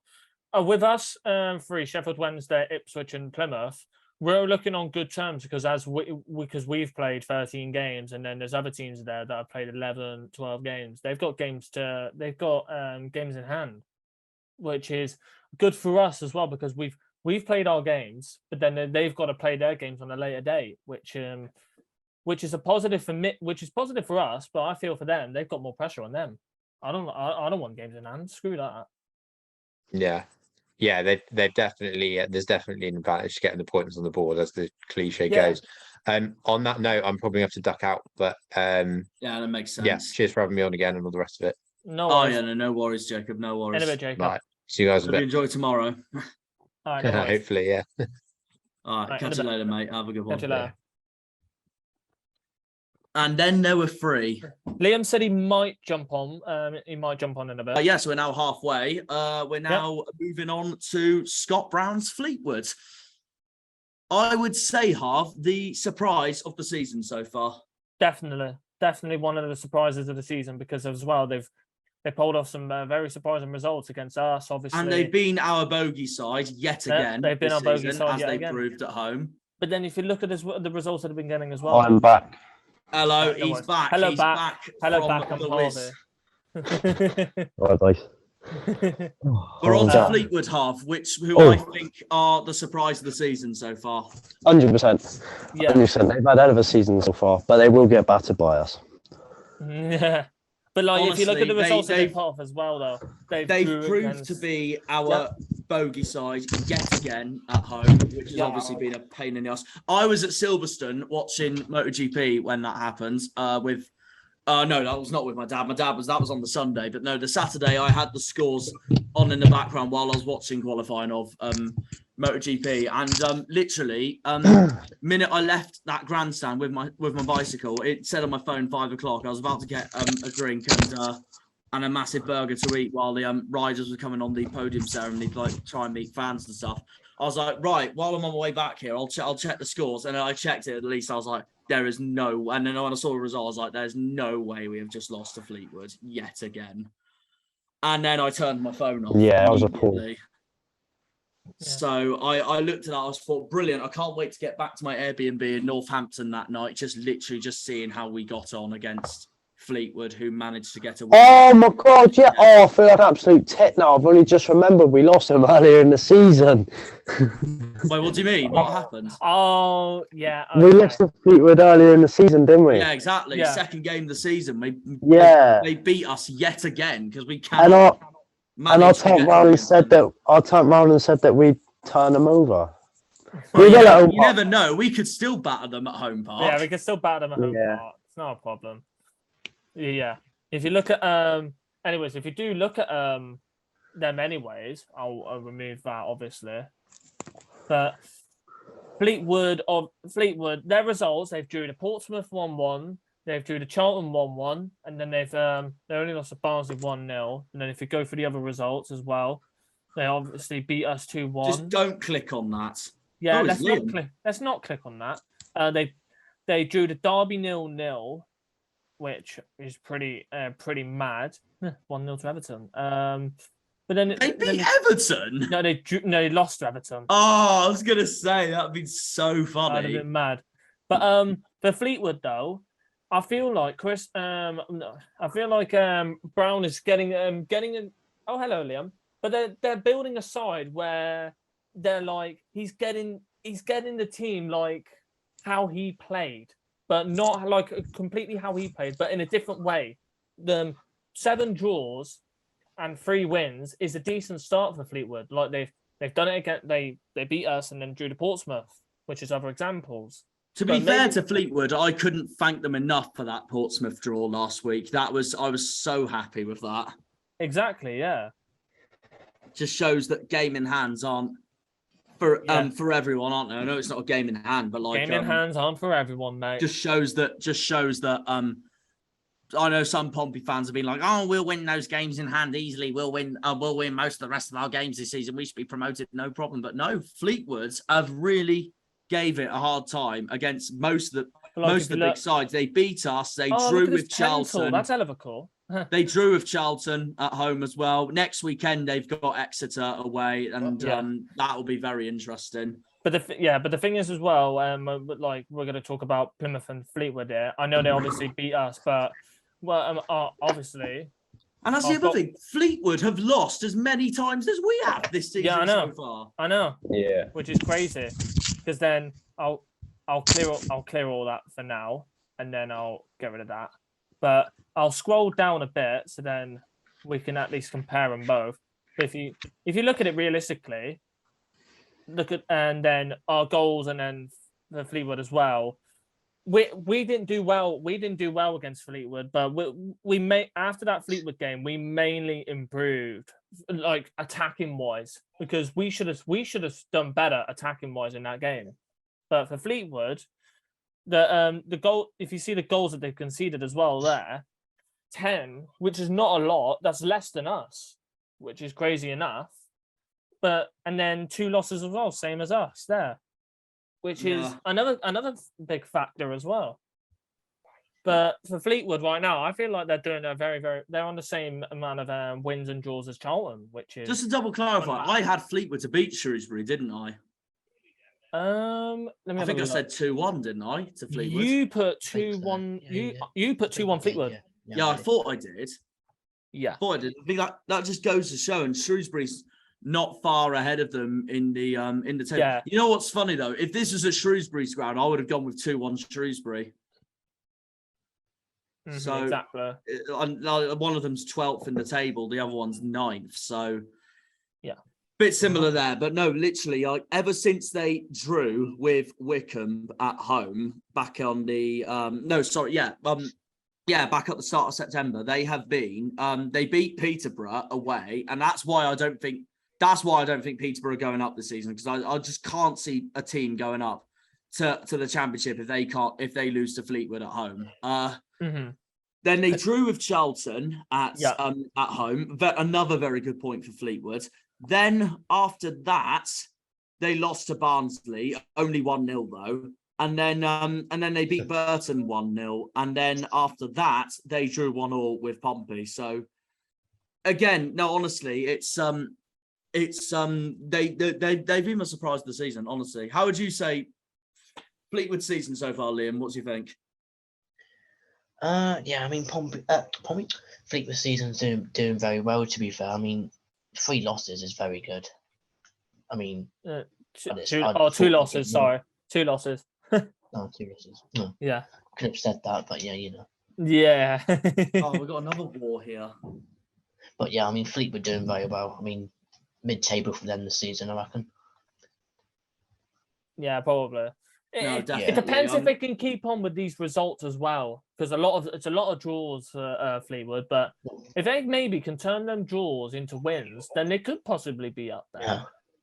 It could possibly be a pretty decent season for Chris Brown's side, but I can't see them get any higher than 10th. That's what I think. Oh, Chris Brown, Scott. Can't remember what's his bloody name again? If I'm bloody sure. It's Scott Brown. I said Chris Brown. Scott Brown, yeah. I said Chris Brown. For God's sake. Imagine a day an American rapper from Virginia comes to manage Fleetwood Town. Why? And take on what Joey What's Barton going used to on? do. That was the League One review. Can you edit that? Can you edit that, by the way? And then every time you say No. Chris Brown, you just put Chris Brown on the front. For the match day just done. Why? Why? Yes. Why then, Jack? Why? No, I think the weekend. I can't remember. But who's the next team anyways? We're coming off topic now. Forest Green. Forest Green, I'll type them in. Yeah. So I've just had some chocolate, so I'm trying to not Chocolate. mouthful there, but lovely Galaxy bar for £4. But we'll instantly say with Texas. Forest Green. To be honest, with Forest Green, I feel like they're Oh, Liam, also, pause the video. But Liam, what did you put the score for ex Oxford, my friend? 2-1 to Exeter. What's bad about that? Nah, that's What's bad about What is that? What's bad about? Oh my! Oh, that's outrageous. I'm fuming. Oh my! Yeah, hey, turn your bloody camera on. Right, Turn I'm your gonna camera on. ring the boxing ring in Plymouth tomorrow just to book something for us. Yeah. Screw going Torquay. We've got scrap on. Like, come on, Ed. No, I'm joking. You might as well need to show your angry face, Harvey, for that. Nah. But if we're going to carry on talking about the conversation on the league with Forest Green, We're on Forest I Green, think yeah, ending who this have video, just been obviously. awful this season But so far. yeah, like I said, they're my favourites to go down. They're my favourites to go down. 29 goals conceded, and I know scoring 12 goals, but 29 goals conceded. It's not good enough. Not good enough. I'm sorry, it's literally what happens it's literally what happens when you get rid of Rob Edwards. I mean, like, yeah, to be fair, he signed for Watford. That's going to put money into Forest Green. And then Watford just go on and sack, And then they go on and sack Rob him. What's Edwards. the So I'm just there point? like, well, why didn't you keep him now? What's the point? They're 14th as well. I know, it's... But for Football Forest Green, can be a though, horrible world. But for Forest Green, though, what do you expect? You're coming into a league that I don't think Forest Green. They've never been in League One in their history. Never This been is in their League first One time before. ever. Yeah. So this is something new for obviously their fans and the club overall. But this is a learning curve for them in general if they're ever going to come up in League One again. They have to follow proper recruitment, and obviously getting rid of a manager like Rob Edwards as well is not really the best thing to do just before a season starts. It's a learning curve, really, obviously, for them as a club in general, but it's the biggest mistake I think they've made, getting rid of All they want to do manager. now this season, I reckon, is just for them to stay up. Simple as that. And they've got a crucial game away to Port Vale tomorrow. And if I think any Forest Green fan would be pretty happy with a point, to be honest, tomorrow at least at Port Vale. Exactly. So yeah, no, it will be an interesting one for them. Obviously, we battered Forest Green at their grounds, 3-0. Meanwhile, the fans of the Scum will the fans of the Scum will go up to us saying, "Oh, we did a better job against Forest Green. We beat them 4-0." And I'm like, "Yeah, but it was against Forest Green, wasn't it?" Yeah. Not bloody Ipswich. But what about the game against Cheltenham? What about the game against Cheltenham? Exactly. No, that shows that Halloween is coming. Harvey's camera says it all about Halloween is coming. Calm down. Take a seat, Moff. Your reaction, Half, just shows that Halloween is coming. I honestly cannot wait. Halloween's coming, boys. And it's already sold out as well, so I wouldn't be surprised. Come on, up the green. Get a passion. I wouldn't be. Prediction, guys. How many fights will there be between fans at the Devon Derby on Halloween? It's fully sold out. It's fully sold out. It's fully sold out. Pardon? It's fully sold out. No, I mean like at the game itself on Halloween. How many fights do you think there'll be between fans on Halloween? Capacity is over 16,000, right? Like the full stadium. Harvey, I'm on about fans. So like the game itself on Halloween. How many scraps do you think there will be between Plymouth fans and Exeter fans on Halloween? Bloody hell, there'll be loads of scraps. Bloody, I think one of the Plymouth fans spoke to me about it before when we last played Exeter. Bloody, all of the Plymouth fans waited for the Exeter fans and they started fucking throwing bricks at them. Oh my! Yeah. Like bricks. That's how savage it gets. Yeah, that's how crazy it gets, man. That's how crazy it gets. Jesus. Like that's how crazy a rivalry like this can end up being. It's exactly that. I thought it'd be something else they'd throw out, but bricks. I never thought they'd throw bricks at each other. That is different. Well, that's the Devon Derby for you, mate. Yeah. But what's the next team, anyways? After Forest Green? Forest Green. They've got a lot of work to do coming into this season. 3 wins, 2 draws, 8 defeats. The the next team after Forest Green, we've already done Ipswich. So no, we're on to Lincoln. Mark Kennedy. They're currently Lincoln currently in 18th at the moment. 3 wins, 5 draws, 3 defeats. But they were as high as 9th the other week. And Callum, the Pompey fan, was saying to me the other day, well, he thinks Lincoln haven't been that bad this season, to be honest. I just think they're another Shrewsbury. They're just even though they're 18th, they're just inconsistent. Yeah. This is the thing though with Lincoln. I don't know I can't remember where they finished last year, but I'll get it up. I'll get it up for me anyways. But for some of their players anyway, like Jordan Garrick, who used to play for us, so that's a thing. That's a thing about that. And then Jack Diamond, obviously. The only thing I know about Jack Diamond, he's got a 75 rated inform on FIFA. 17th. 75. And then Regan Poole, who I'm not mistaken, if I'm sure. Yeah, he used to be at United. I knew that. Regan Poole. But and then Adam Jackson as well. But mainly for Lincoln, you've got some of these players in that team, but the consistency for them is not really great. If you look at it, like 0-0 draw against Charlton, 2-0 loss against Bolton, and then the other day they beat Bristol Rovers 6-3, and then they beat Derby 2-0. Like, what's that all about? Inconsistent. Well, they would be up for that Derby game anyway, because they're both East Midlands clubs. Yeah, for sure they will. And then as well, like, they've got Lincoln, but they've still got to play MK Dons because that game got postponed. Yeah. I don't want to sound like an ecstatic celebrating melon or anything, but I'm still gassed that I got Lincoln Derby spot on with that prediction. Well, not the scoreline, but like Lincoln to beat them at home. I still remember when I said Burton's going to be Exeter and you all laughed at me and then they went on to beat them. Yeah. Oh, I can't remember what I had for Exeter. But Wait, I want to see because I remember that game. I've wrote it down somewhere. Where is it? 19th of November. 19th of November. It was so funny though. When I saw that, I was like, wow, come on, Burton. And then just straight away in our next video, it was just Harvey going, what did I say? Everyone doubted me. Who's laughing now? Yeah. I put 1-0 Burton. Yeah, you did as well. And then Callum was in our call and he went up to Harvey going, oh no, you wait till you play him. And then I remember Liam saying, oh, I'm gonna put 2-0 Exeter because I'm being realistic. Oh dear. So Liam, that's twice. That is twice, Liam. Curiosity, what game have you got on in the background while being on? He's this playing call? FIFA. He's playing FIFA. Yeah, he's playing. I'm not. He's screaming, shooting, everything. I've got a chance to play as well, Liam. I'm currently 1-3 though. I'm not doing too good. You're hard. Nice one. Oh, nice one. You're hard. Oh, you're hard.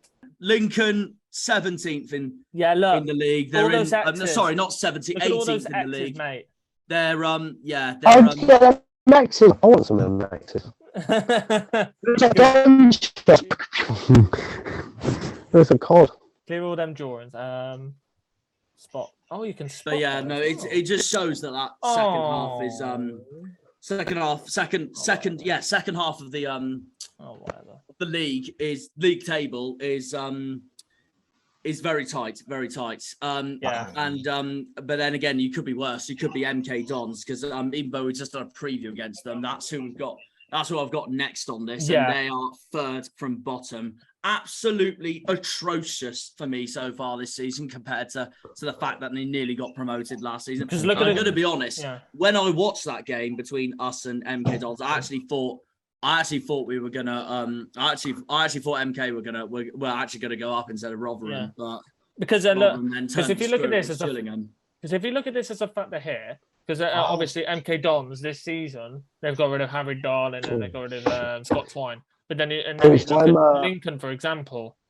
Wait, was you going to say? I'm gonna have to jump off again, boys. Sorry. Cheers for having me on again. That's all right. Cheers, all right. guys. No worries. But if you look like the comparison with MK Dons and Lincoln as well, like by the way, we haven't played MK Dons and Lincoln. Well, we got MK Dons next and then Lincoln later on. Like the wins and draws, 8 losses for MK Dons and then 3 losses for Lincoln. Like it's a massive factor between those two as well. But I'll give Lincoln as well. They've got 5 draws, Lincoln, which is because I thought the way Lincoln have played, I thought they would have had maybe more wins, but with MK Dons as well, they've actually been playing poorly. That's the difference. And then Lincoln's been playing well. Yeah, and then I agree. Completely agree. And then the results are just not showing. That's the thing. And see, this is the difference as well with like Lincoln and MK Dons as well. But because maybe we've got MK Dons, no, not MK Dons, we've got Lincoln later on down the road. I think it'll be a decent game. Yeah, we do. We've got them after we play the annoying cousins on Halloween. We have Lincoln away. Yeah, it'll be a decent game. It'll be a decent November. game. It'll be a very, very decent game. I'll enjoy that. I might be going to that as well, so that'll be really interesting. Yeah, I'm going to Burton, hopefully. Yeah. Lincoln. I might try and go to Burton, Liam, if I can. Hopefully, I'd love to go to Burton. I think Lincoln away is going to be another one for us where it's not going to be easy as what we think it will be, considering that they bloody beat us at home last season as well. How far is Lincoln from Plymouth? I think it's about Alexa, 4 or 5 hours. how far is Lincoln away from Plymouth? I think it's about 6 5 hours. 6 hours. Lincoln is 474.5 kilometers 6 hours? away by car. 475 kilometers away by car. What is it by miles? Let me have a look. I'll just type on my phone as well. Lincoln.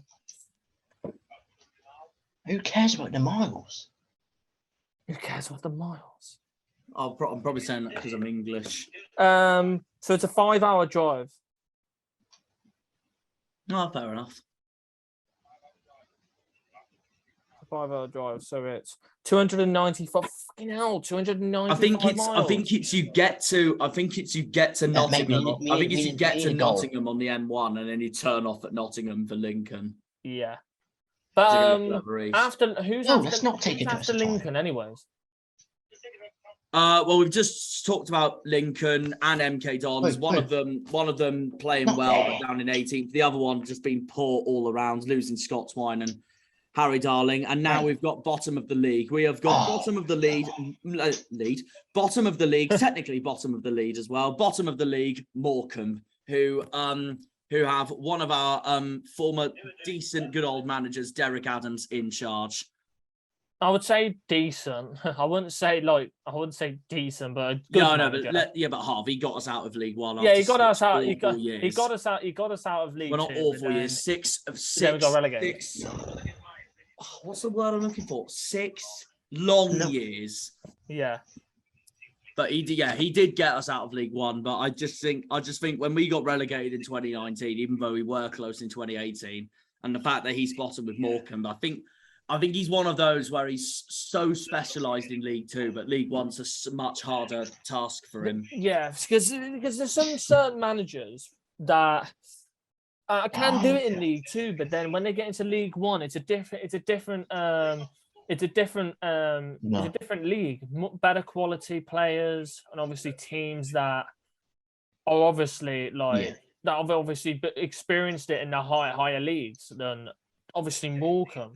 Like if you go by example, MK Dons, Sheffield Wednesday, Plymouth, we've been in the Championship before, but like for Morecambe as well, I haven't really researched Morecambe as a team, but for them, it's not really the type of play. Well, 24th is horrendous start, and I feel like with the least goals that they've conceded this season and 23 goals conceded, yeah, it just looks more certain that they'll go down. To a certain extent, though, it does. It's in a way. It's more one of those where you're a bit unsurprised that they're in the bottom 4. Why did they not pick it up? Exactly, yeah. But they have conceded a lot less though than Forest Green and Burton. But they can't score enough. And I get why Jack is saying that from earlier that he can't believe that Oxford has got the same amount of goals as Morecambe have. So. Yeah, and we'll highlight these. It's mental, but we'll highlight these two as well, because obviously as well. Burton those two play each other tomorrow. They both play each other next, but then with Burton, they've won 2, drawn 2, lost 9. But then Morecambe won 1, lost drawn 4, lost 7. So two less losses than Burton, but No one's lost the more goals than conceded Burton as well, has. but the goals for is a main factor. That's it. That's probably why Burton's a little bit, obviously, are not too far up, but more goals, but then less goals conceded. But for Morecambe, they're not consistent. And then they're terrible defensively as well. If you add them two together, you're obviously going to be where you are. Like, Definitely. it was like us in 2021 when we just came back into League One with Ryan Yole. We finished 18th, and our goal difference was absolutely shocking. It was absolutely shocking. It was horrendous. Yeah, no, definitely. Yeah. But yeah, I just think it's going to be a really long season for Morecambe.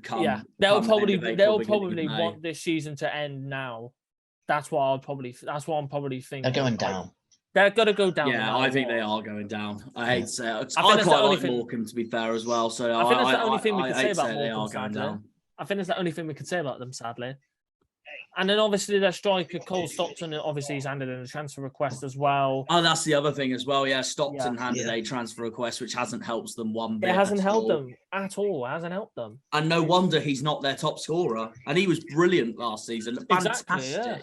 Like we'll go into their top goal scorers now, actually, if we talk about it. Because look, obviously Jensen Weir is their top goal scorer. Yeah.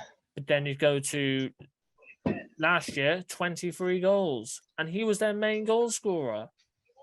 Like, and then Adam Phillips, 8 assists. But that's the main thing there. That's obviously, he was obviously, look, shots on target per 90, 1.4, goals per 90, 0.53. So he was at least bagging a goal, not every game, but every 2 games he was getting a goal or 2 goals. But for Cole Stockton, missing him is a massive, massive miss for Morecambe in general. Oh no, I couldn't agree more. Yeah, It's gonna be a long season for them. very, very long season. Yes, that's good. Definitely. We've already done Oxford, obviously, because Jack had to leave earlier. So we're now Onto the team. we're that now we're on playing to against. Peterborough. Oh, Peterborough. What about MK Dons? Oh, did we do MK Dons already? I've already We've done done MK MK Dons. Dons. Yeah. Oh, okay, good. We're now on to Peterborough, who are currently 4th in the league. 7 wins, 1 draw, 5 defeats. One of the more higher inconsistent teams. And you got your Barnsley's, If you look at the last, Exeter's, Shrewsbury's, if you look at the last Derby's, 4 results, Fleetwood's, Charlton's. the last 4 results, 3-0 Port Vale win, 3-2 MK Dons win, 1-1 draw against Burton, which they should have won. I don't know if how. But they lost to Fleetwood at home. And they lost to Fleetwood at home, yeah. And then 4-1 win against Forest Green. But then if you look at these results here. Look at these results here. 2-1 loss against Derby, 2-1 loss against Portsmouth, 1-0 loss against Fleetwood, and then 1-0 loss against Bolton. That's 4 games in a row where they lost. Like, if you lose games like that, then I don't know what you expect as a Peterborough fan. How, like, you really think that they could be up for automatic this season? I don't know. I don't think they're going up. I will be honest. Unless something different happens in the second half of the season, or unless something. Clark Harris turns into bloody prime. As it stands, I know they have the highest goal scorer in the league so far, but as it stands, they got a shaky defense though. Peterborough have. Unless if they start scoring bloody more goals and Clark Harris turns into bloody prime R9, I don't know how many more results they could bowl this season, because I feel like that game against Fleetwood was a very big bottle. When I say at home, when I say they have a shaky defense, it's shaky compared to us, Ipswich, Sheffield Wednesday, Portsmouth. I know it's not by much, and the goal difference is +11, the same as us, but but they've had so many wasted chances as well, and that's why they've lost 5 games this season already. Exactly. But what helps Peterborough is that they've only drawn once. But as it stands, I don't think they're going up. I think they'll finish in the top 6 as it stands. But I think they'll get knocked out in the semis. Yeah, but for this season, no. If their attack becomes more clinical, like I'll go through their attackers now, obviously. But like, definitely go ahead, Jack Liam. Marriott, Clark Harris, Ricky J. Jones, who I'm a fan of. To be honest, Ricky J. Jones is a really. Are you more of a fan of him than Liam Kitchen? Liam from Kitchen, Kitchen Sink is just a name that I like, and obviously I just like saying his name. But you have to get the shirt if he signs for us. I'll have to get Kitchen Sink at the back. His number. Yeah, Anyway, I don't know. what were you going to say, Liam? The FA Cup draw is on Monday, by the way. Just is it on Monday? Oh, it's on Monday. Nice. Right. Well, I need to put that. Should we do a live that's stream the on same that, day as that's the same day as Charlton playing Pompey on Monday night. Should we do a live stream on that? We could probably do a live stream on that and react to the draw. Depends on the time. If it's gone 5 o'clock, unfortunately, I can't join because I'm at work. But what about you, Liam? If you're able to do a live stream, honestly, go for it. What about you, Liam? I'm not sure yet. Depends. Let me know, because we could probably do a live. That's a good idea, though. stream on Definitely, that's a very good idea. Yeah, we'll sort that out. But for Peterborough, anyways, Ricky J. Jones, Clark Harris, and then Jack Marriott. Like, they've got decent attackers. Because I think that sounds like an attack. On paper, it's like an attack that could probably score you. Like Ricky J. Jones, Clark Harris, at least loads and loads of goals, like probably 10, 15 goals, or maybe even more per player on paper. But right now, if you look at the stats, I'll go through the stats as well now. Clark Harris is on 10 goals, Joe Ward 2, and then don't know how many. Has Ricky J. Jones scored 1 yet? No, he hasn't. But Clark Harris 10 goals, and then Jack Marriott on 4. Like, I don't know really. It's a tight one really. But if they did score more goals with their attackers, I feel like they could have been, and their defense as well adds a solid point as well. But they could have been with us. They could have been up there with us for sure. Where did I have them to finish this season? I had them to finish 4th, fun enough. So as it stands, it is correct. Yeah, it is correct. Peterborough. Oh. Yeah. So if they did finish 4th and I had Bolton to finish 5th, it would have been those two in the semi-finals, and then it would have been Ipswich and Portsmouth in the other semi-finals. I had us to finish 2nd and Sheffield Wednesday to win it. Yeah. But anyway, I did, out of Peterborough, Derby and Barnsley, I did have Peterborough to finish highest out of the 3. Yeah. And the ones that I thought had the best chance of going up. But yeah, they remind me of who do they remind me of in the Premier League? Not at the moment, but from last season. They remind me of Arsenal from last season. Peterborough do. Like, they get their good wins and etc. But like, it's the defeats that let them down, and it's just that's when because obviously Arsenal last season they were at the start they were 20th. No, but Arsenal had picked up the pace. They should have beaten Man City at the Emirates last season. They did, but they lost about 12 or 13 games come to the end of the season. Yeah, but they still managed to finish above us.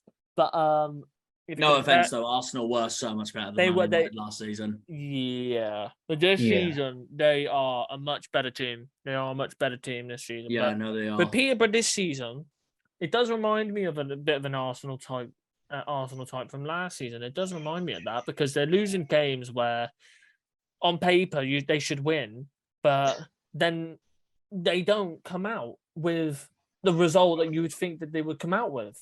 And it's very surprising. And Sheffield Wednesday, as it stands, I know they're 3rd in the table, but they remind me of Chelsea last season. And then Plymouth Argyle, Leicester. No, only joking. Never compare Argyle to a team that bloody Ian Holloway snaked to. Oh, We're better than them. Imagine if we go up and Leicester go down. It would be called the Ian Holloway Derby. Well, no, to be honest, a team that would like to go down, and if we get promoted, would be Aston Villa. Why? What I would love. Mind you, I've never seen us play Villa. I would love to go and watch a game against Aston Villa. That would be. To be fair, they have a phenomenal quality. But for obviously the next, we'll talk about Argyle at the end because we're the best, obviously. So onto Portsmouth. Danny Cowley. Obviously, do we have to? Well, we have to. What can we do, Liam? We're going for every team. To be fair, you should be the one happiest, Liam. You missed out on when we talked about Exeter. Yeah, we called them bloody scumbags, mate. But yeah, Danny Cowley's side, they've got 2 games in hand. I'm going to be honest. I know Sheffield Wednesday are third, but I would still say they are our closest competition to us and Ipswich at the moment, since they have only lost. They have only lost once, but that Fleetwood result did us a huge favour last week. Yeah, and they could lose again. They could lose again. I know they didn't lose to Fleetwood, but they could lose again on Monday night with the Charlton away. Like Harvey said earlier, not Rose Villa, England Harvey. He said earlier Charlton could actually do it on Monday night, and you know what? Yeah. It'd be the best feeling ever. It'd make our 5-1 defeat a distant memory. To be honest, the thing is with Portsmouth as well, you've got to realise the fact as well with obviously I'll get the pen out as well for this as well. What did you put for is that? obviously the 11 games played and we've got 13 games played. The games in hand. What did you put for the Pompey game? What did I put for the Pompey game? I don't want to go through my. I put 3-1 Portsmouth. I put 2-1 Portsmouth. I think Charlton will give them a hell of a game, but I just think Pompey are just going to edge it out. Plus, I know how jammy Portsmouth are, so that's why I went with 2-1. But the thing is as well, if you want to compare, if you want to talk about all of these teams here, the games played is a main thing here, because if you're a Portsmouth fan, I'd say you would feel a lot more pressure right now because you've got 11 games played and we've got 13 I've said it the whole played. time. They are the most pressured team in the league at the moment. Yeah. And then with, obviously, this form here, they've beaten Burton, then they drew to us, lost to Ipswich, and then drew to Fleetwood. Like, their manager, their manager, Danny Cowley, the fans, the players, they know how much pressure those 2 games in hand are. They know it. They know it. They definitely know it. Yeah. And if they're not careful, it will not that I'm writing Pompey off or anything, but if they're not careful, it will the pressure will get to them. Yeah. But like as well, if I'm gonna point it here as well. But obviously the one loss as well is obviously the main thing that they're gonna probably keep on talking about. To be honest though, they did play well against Ipswich despite that defeat. I think they went 2-0 up as well. It was either 2-0 or 2-1 up. But then the main thing is as well is the draws. The draws that they've got this season. They've luckily got Fleetwood at home, Lincoln at home. Those 2 draws have costed Portsmouth, and then the other 2 draws were away. The Sheffield Wednesday was the only one away. Obviously, it was us at Fratton Park. God, if it was us at Home Park, I would have been even more annoyed. Yeah, because like if they did turn some of those draws into wins there, then they would probably be further up. But they luckily got a draw against us. They should never have drawn against us. I mean, they were the better side. They were the better side. But I understand. But in the second half, we were the better side. We were much better side. But then with the Fleetwood match... So, yeah, you may look at that perspective thinking, oh, that's fair enough then, it's a 2-2 result. But I just don't think it would have been if Galloway didn't get sent off. I know what Galloway did was stupid, but honestly, it was just the way it ended. It was just so jammy from them, honestly. And I really thought we were going to walk out of Fratton Park with 3 points. Because, and if you look at that... I think gutted is the word I use for that. And as well, if you're looking at Ipswich as well, 2 games played for more than Portsmouth. They've got 9 wins right there, and then 3 draws. And then Portsmouth have got 2 games to play. If they make that 8 wins and 1 draw, then they're 1 point behind Ipswich, which is the thing. And they lost to Ipswich as well, which is, and that's the only defeat, of course, they've lost. That's the only defeat of the season, and then Ipswich's only defeat is to us. But what I mean, but the only so-called top half-ish team that Portsmouth have beaten, to be fair, and this is another statistic I just realised, is the only one they've beaten is Peterborough, because they drew with Wednesday, they drew with us, they lost to Ipswich, they haven't played Bolton yet, Derby they've still got to play, Charlton they play on a Monday night, so it'll be interesting for them. Yeah, it will be interesting for them, for sure. And Ipswich play Derby on next Friday, so that's I have the day off work, so I'll be able to watch that. I might even do a watch along for that, even though it's not Argyle related. Fair play. We'll see. You could probably do it on your second channel. Yeah, maybe. Yeah. Yeah. So no, but like Ipswich though, I would say a much better season so far for Portsmouth. They're already looking a lot better this season than this time last season. Because this time last season they got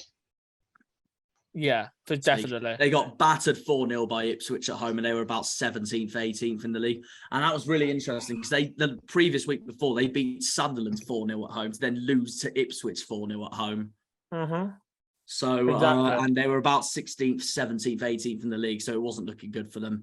Yeah. Speaking of 16th, that is where Port Vale are at the moment. And that, 16th, and that is our that is the next team along. We've got we've got 5 teams to go.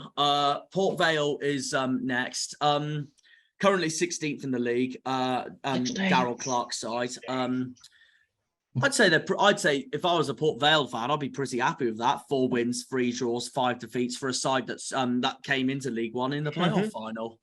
For sure, obviously, because Port Vale as well, they're not really a team that you would expect to be around 16th anyways. They're a newly promoted side.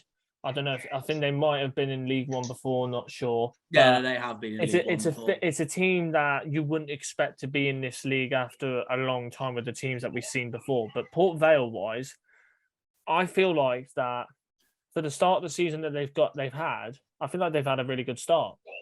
If I'm honest, 16th at the moment is and they had that cracking win against Derby last week as well. And that win against Derby just shows that this season, I feel like they could be one of those. Sheffield Wednesday as well.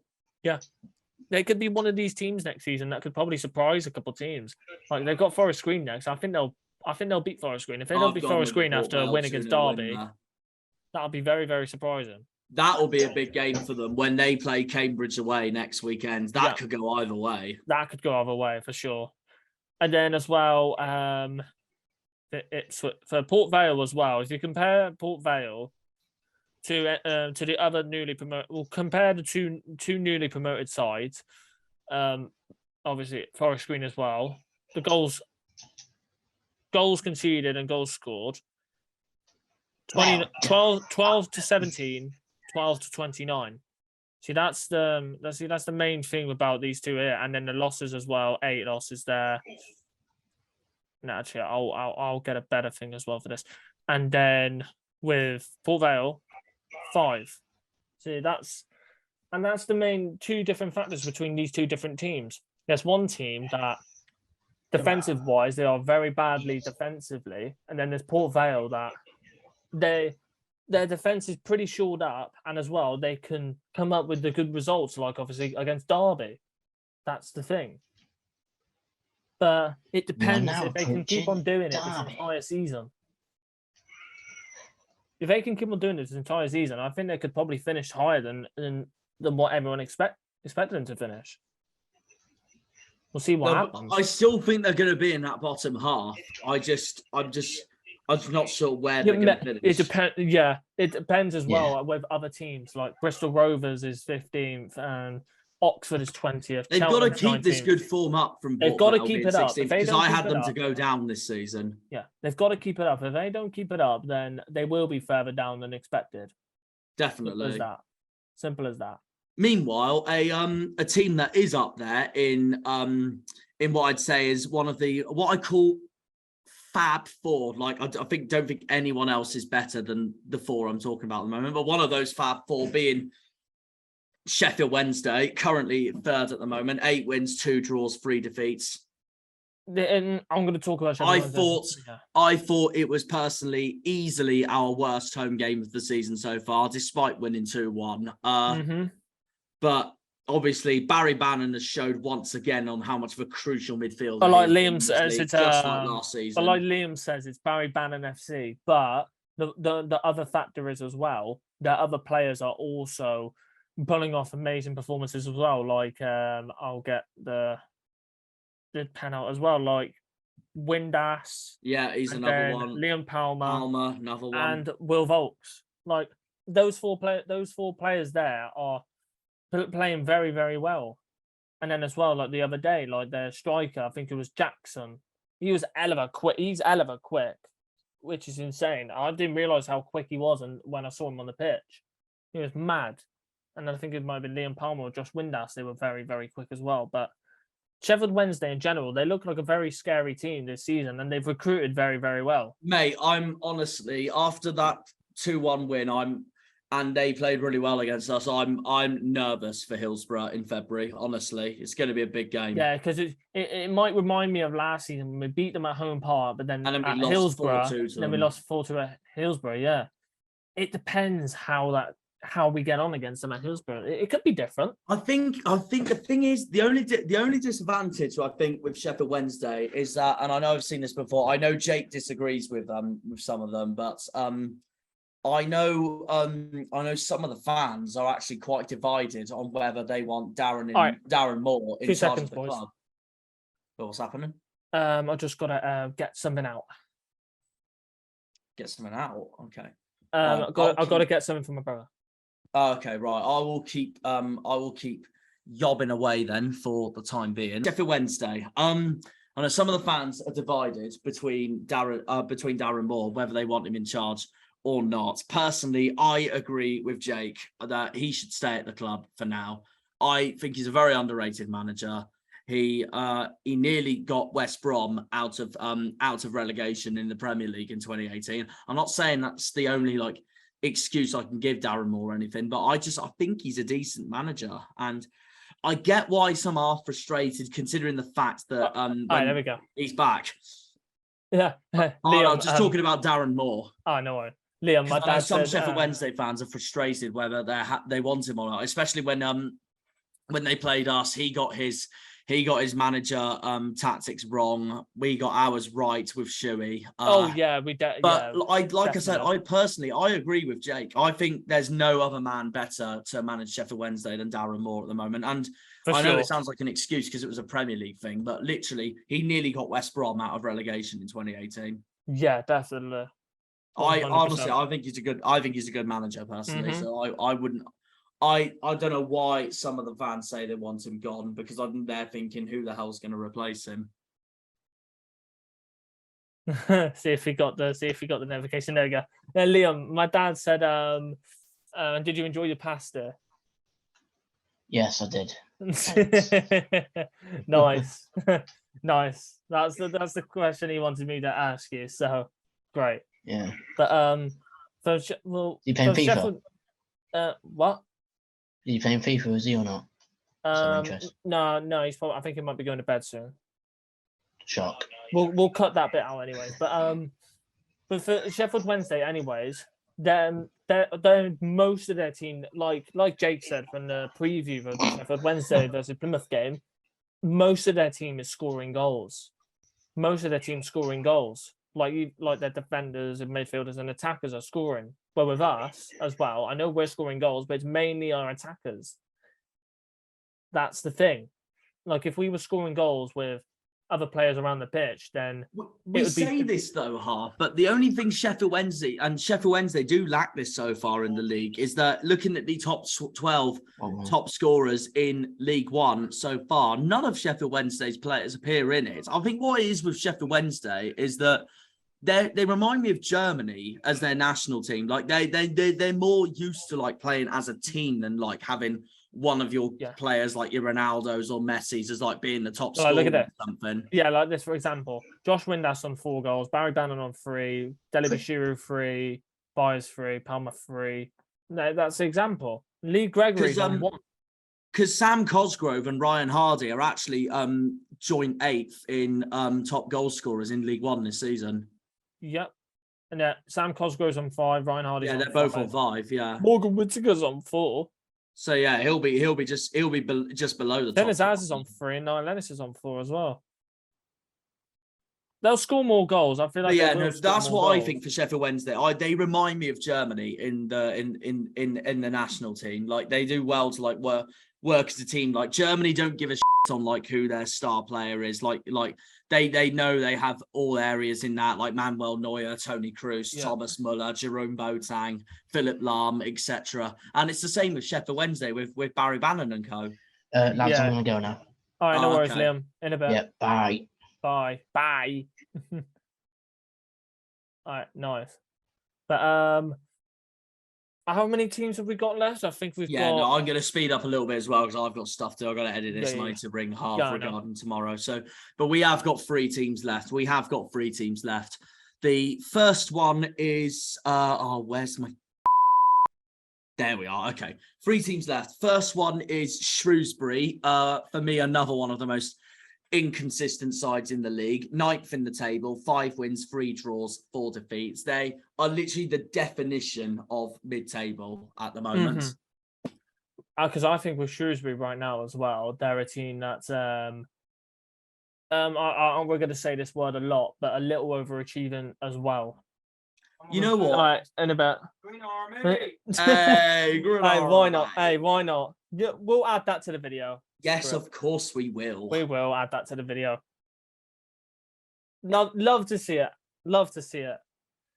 That's brilliant support. But for Shrewsbury, anyways, I feel like they're a little bit overachieving, but the way they're performing this season, I feel like they're a team that's performing very well this season. I do agree with you though on that because they did finish 18th last season. Although having said that, I thought they did quite decent in the transfer market, and that's why I had them a little higher than expected in the bottom half of League One this season. Basically, I had them to stay in League One, no problem for next season. So yeah.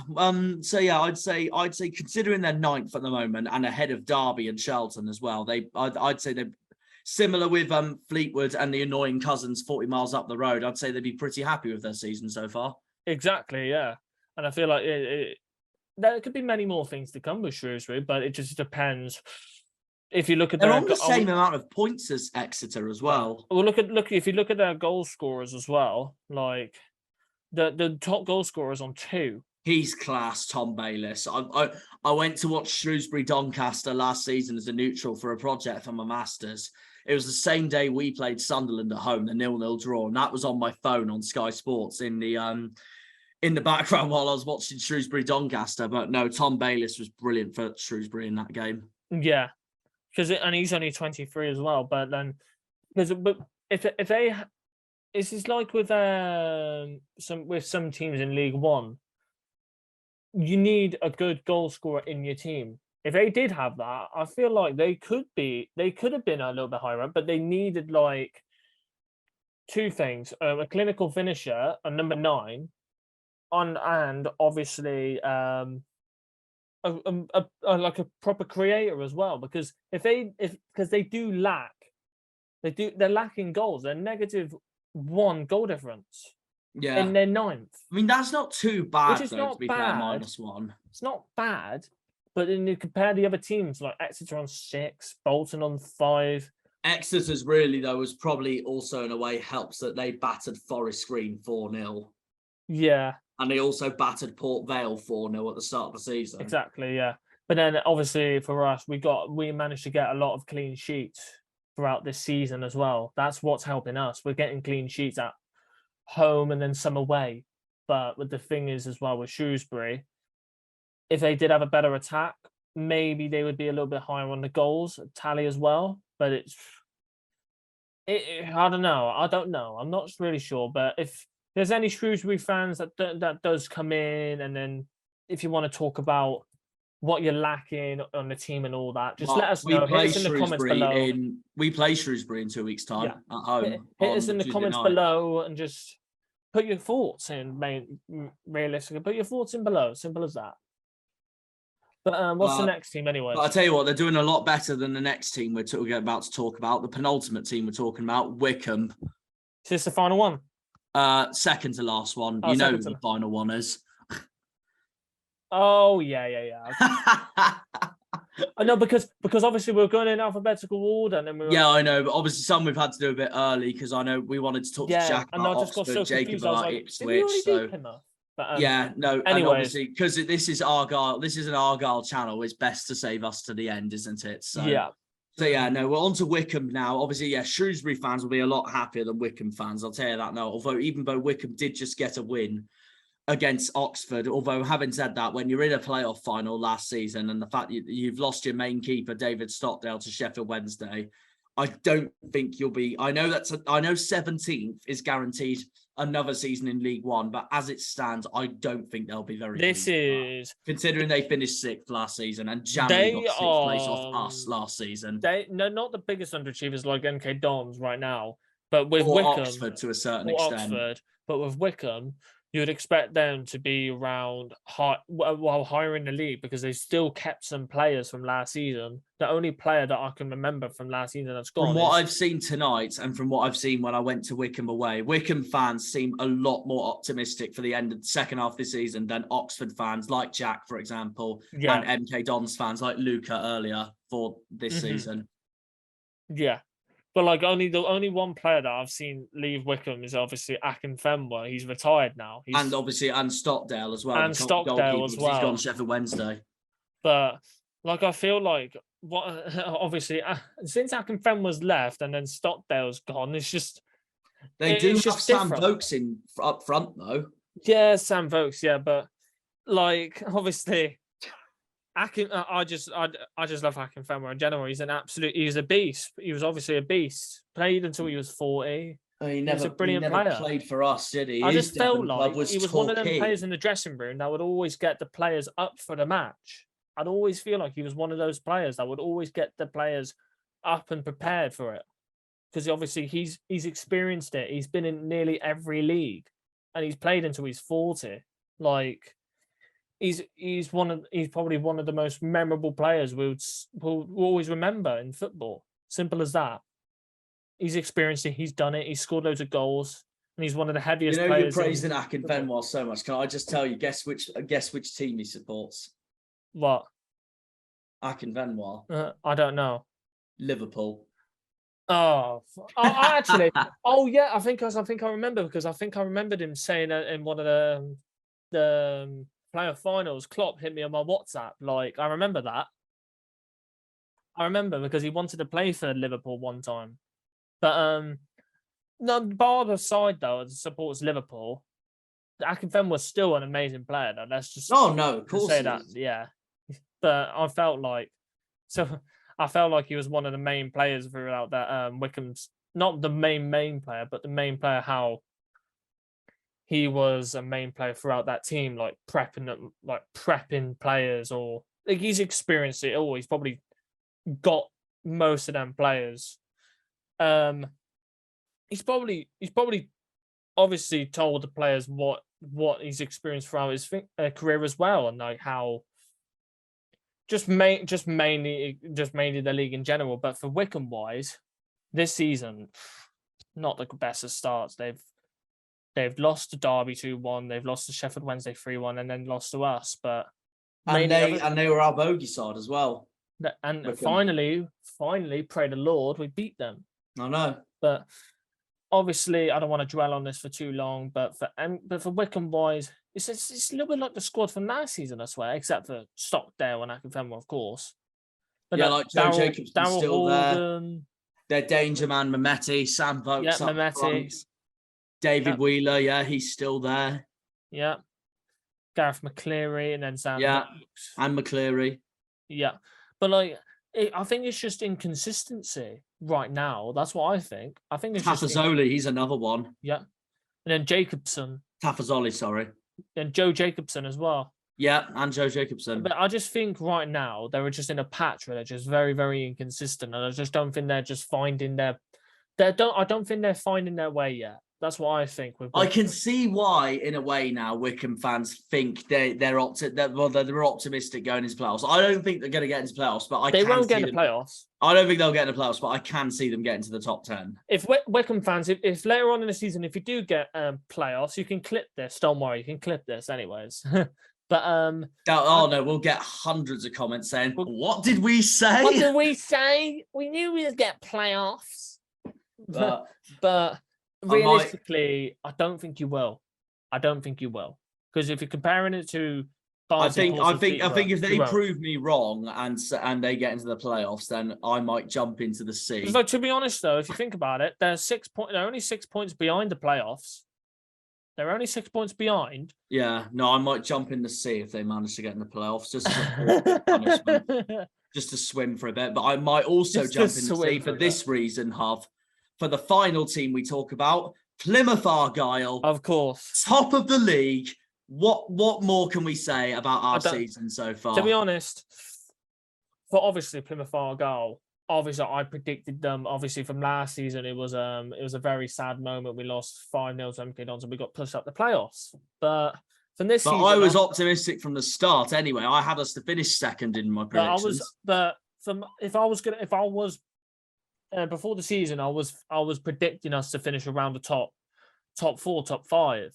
Maybe not. That's still not bad anyway. Tom from 4-0 had us 4th. Yeah, not realistically putting us around top 2, but first at the moment is a little bit way over what I expected. But for the way we're playing, we deserve to be. To be honest, I'm going to have to disagree on a little bit there, mainly only because, though, first of all, the way Shuey took that role from Ryan Lowe last season. Second of all, when Ryan Lowe was with us, and obviously Shuey was assistant manager to him. Yeah, he was assistant manager with us. We looked like we were going up, no problem. The way we were playing.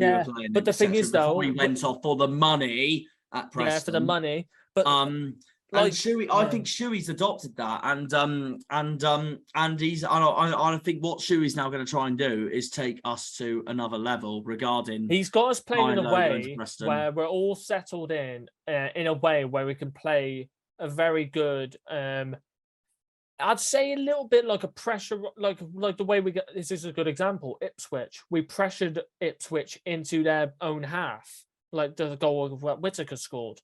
And that's a way we like to play. We like to pressurize teams in and play a back 5.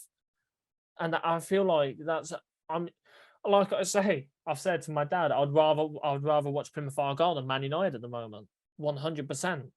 Because of the way we play, it's more enjoyable football. Like probably Plymouth Argyle could have probably done a better performance than Brentford than United. No word of a lie. Brentford beat Brighton tonight 2-0. Like we lost, no, I'm not saying we, but Man United lost 4-0 to Brentford. We could have probably got off a bloody performance. And we're in League One. Like right now, I feel like our football is very, very enjoyable. And it's a different brand of football as well than what you would usually experience. Like obviously, like I always used to watch Man United back in the day, like high, obviously quick not quite quick counter-attack football, but it was just Alex Ferguson way, simple as that. And then there's Jose Mourinho, and then there's Jurgen Klopp, Guardiola. But with Shuey, it's something that is different but very enjoyable at the same time. That's what I'm saying right now. Like obviously we're playing with not really a 5-back, but we're playing with wing backs, Ballymumba and Joe Edwards, and I'm enjoying that way more than. Like obviously Man United right now, of course, but Plymouth Argyle right now, I feel like if we keep on playing the way we are, we will get promotion. But it's just about if we can keep the consistency. And I will jump in the sea also. A celebration and get drunk. Yeah, we'll do a celebration video. So yeah, no, I imagine the scenes if we go on. Oh mate. I'll need to plan what we would. Honestly, I don't even care if Ipswich win the league and we finish second, or Sheffield Wednesday win the league. If we get promoted automatically, I'll just Portsmouth win the league, and I hate as much as I'm not a fan of Portsmouth at all. Them to win the league and us finish second. I don't care. Second place is automatic promotion. That's all I want. If we do get automatic promotion, I'll go on an all-night bender. I don't care. I don't care. I'd go on an all-night bender because obviously it's a big moment for. Obviously the town as well, because we haven't experienced championship football in nearly like over 10 years now. It's a long time coming. 2010 was the last time we were in the championship. So it's been 12 years. And obviously the championship is the league where we should be at.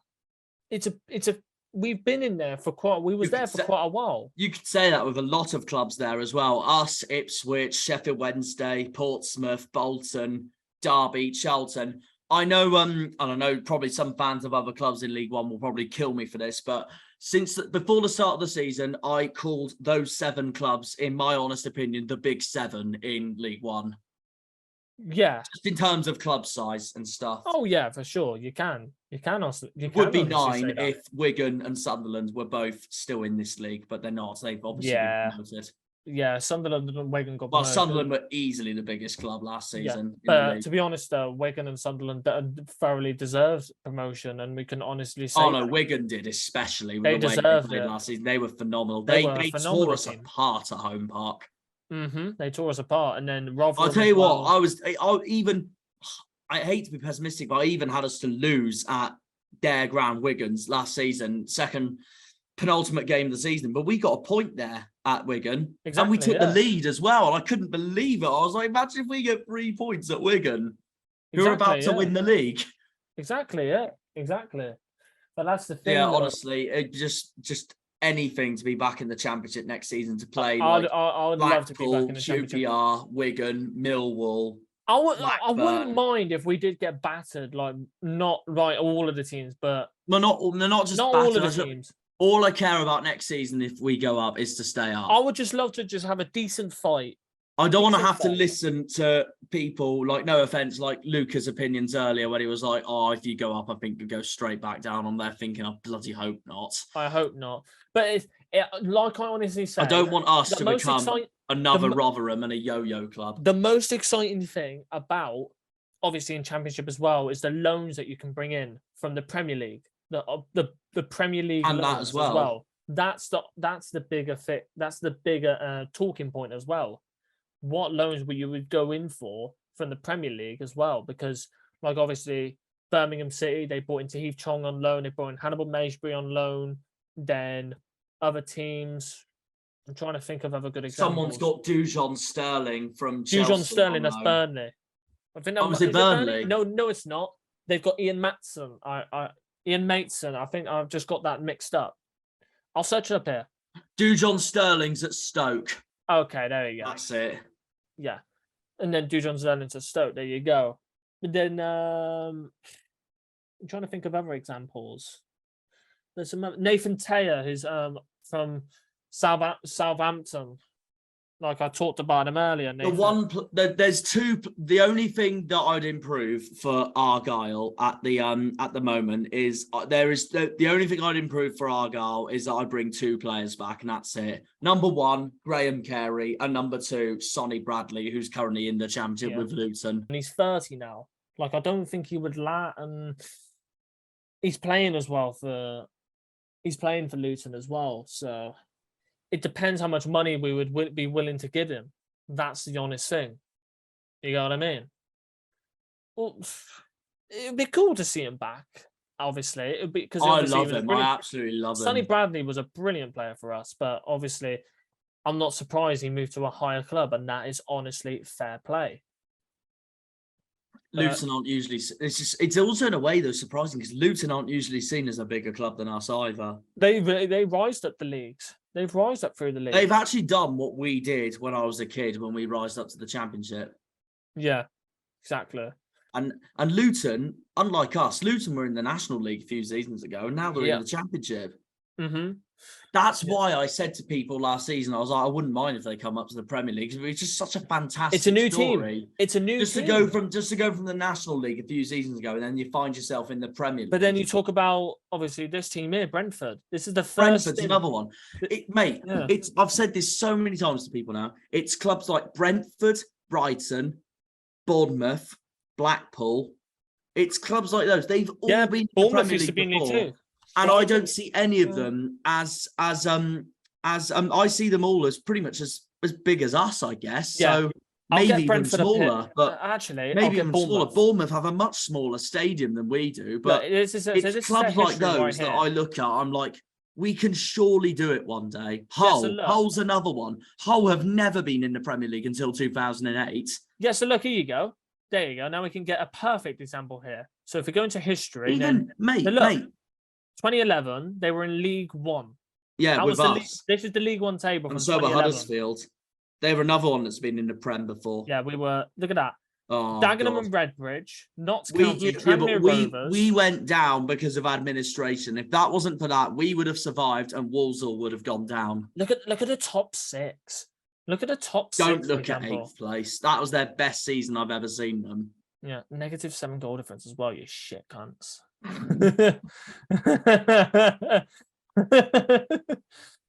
I have a plan for April when we play Exeter away. You're gonna think I'm a madman, but before the game, I want to make my video a special. I'm gonna get up really early in the morning, and guess what I plan to do? What? Take my bicycle and cycle the whole way from Plymouth across Devon and Dartmoor to get to St James's Park. Do you want to do fair play? That would be Just really for the funniness in it. No, look. So here we go. We can get to League One here. It's 40 miles, but That I don't. is not I League can't One, be that's asked the to the EFL way back. trophy. No, I'm getting the train on the way back. Yeah. So look, here you go. So 2019, we finished 21st. But then if you look at the teams in here, look at Scunthorpe were there, man. Like Rochdale's there. No, and Southend. Who else is up here? Doncaster. To be Luton. fair There's to Luton. They're being Donny were promoted. in League One last season. Yeah. I know we're going way off topic here, but we'll still show it off anyways. That's all right. Because it's interesting. But yeah, I was just gonna say, mate, Barnsley's been another one. Barnsley have been in the Premier League before. It was before I was born. They've been in it for one season. Yeah. They look 2013. So 2013 We season. just survived. We were 21st. Torquay Like- were 19th. Yeah, Torquay were in there. Like Port Vale, like To be Rotherham fair, there. though, I do actually prefer leagues to a certain extent when all three, Plymouth, Exeter, and Torquay, are all in the same league. So the derby goes all three ways, really. That's quality. That's why I That's wish brilliant. Torquay was in League One now, but they are just so bad at the moment. Yeah. No. So see, like this is a good example for obviously Argyle point of view. Like Yeah, this was the season we came up from League Two. We were Yeah. 24th in the first half of the season. Then second half of the season, we were about as high as 5th, and then just missed out. Jesus, But I remember Shrewsbury that season. They were phenomenal that season. Jesus That was Christ, the one Scunthorpe time. were That was fifth. the one time I've seen us play Blackburn in a league. Scunthorpe were fifth. Oh my They god. were good that season. Yeah. Then what other Went down- oh, I feel so bad for Bury. They deserve to come back. The Mate. EFL were disgusting towards them. mate, disgusting, man. It makes me sad else talking was about in- it, to be honest. It makes me angry. What Yeah, they did to South Bury. mate, Southend. Goodness They're a good me. side back then, and now look at them. Yeah. Look at that, 11th. Where are they now? Wait, we'll see. Oh, that's 22-23. I thought I you saw know- on the 2017-18 Oh, table. no, I'm a retard. I'm a spash. But where? That's the it's EFL trophy. Wigan, um, Blackburn. Oh my god, Bradford were there. Charlton is sixth there. Yeah, but I mean, to be fair, I think people would expect Charlton to finish around 6th. What other League Two season was a decent season? That was an awful, well, not an awful season, but Wimbledon beat us in the playoff final. Yeah. What other teams? York City are York, there. Yeovil, Yeovil. Stevenage. Well, right now, Stevenage are first. And they're doing really, really well. Click on Argyle's season where we were 10th in the championship, and then I'll just show you who we had in the I championship. don't know if we'll that be able to season. see that. I don't No, think we'll be able to must see it. do, surely. No, I think we only go back to 2011. I swear. Well, that's just stupid. If we go Go on below. Go back below.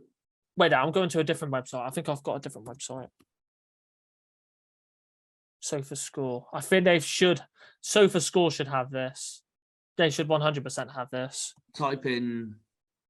There we go. We type in this, and then I would love to just try and figure out if we can find the old. Aha! Here There we we go. Hopefully. Why does it go as far down Championship. as 0304? Here we go. Right, go on 07. Oh, it doesn't even bloody come up. But we got 09, 010, and then 08, 09. Go back. All right, okay. Go on. Just type in 2006, 07. No, sorry. Type in 2007, 08 EFL Championship, and then Yeah.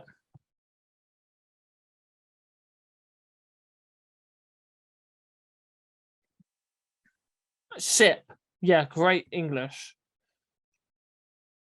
Well, obviously, it's a little bit long, but we'll add just this. go on into the Wikipedia. video It'll be anyways. fine. Yeah, Wikipedia. Here we go. And then go on.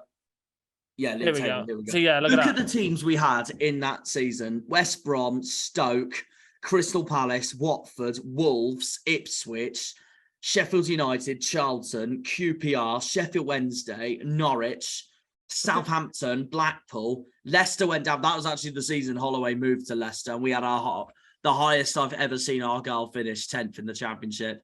I think the finish we finished in the Championship ever is 5th, isn't it? The surprise, though, for me was I couldn't believe Colchester were in the Championship that season. Mm-hmm. Then you see as well, bloody like Charlton are there, man.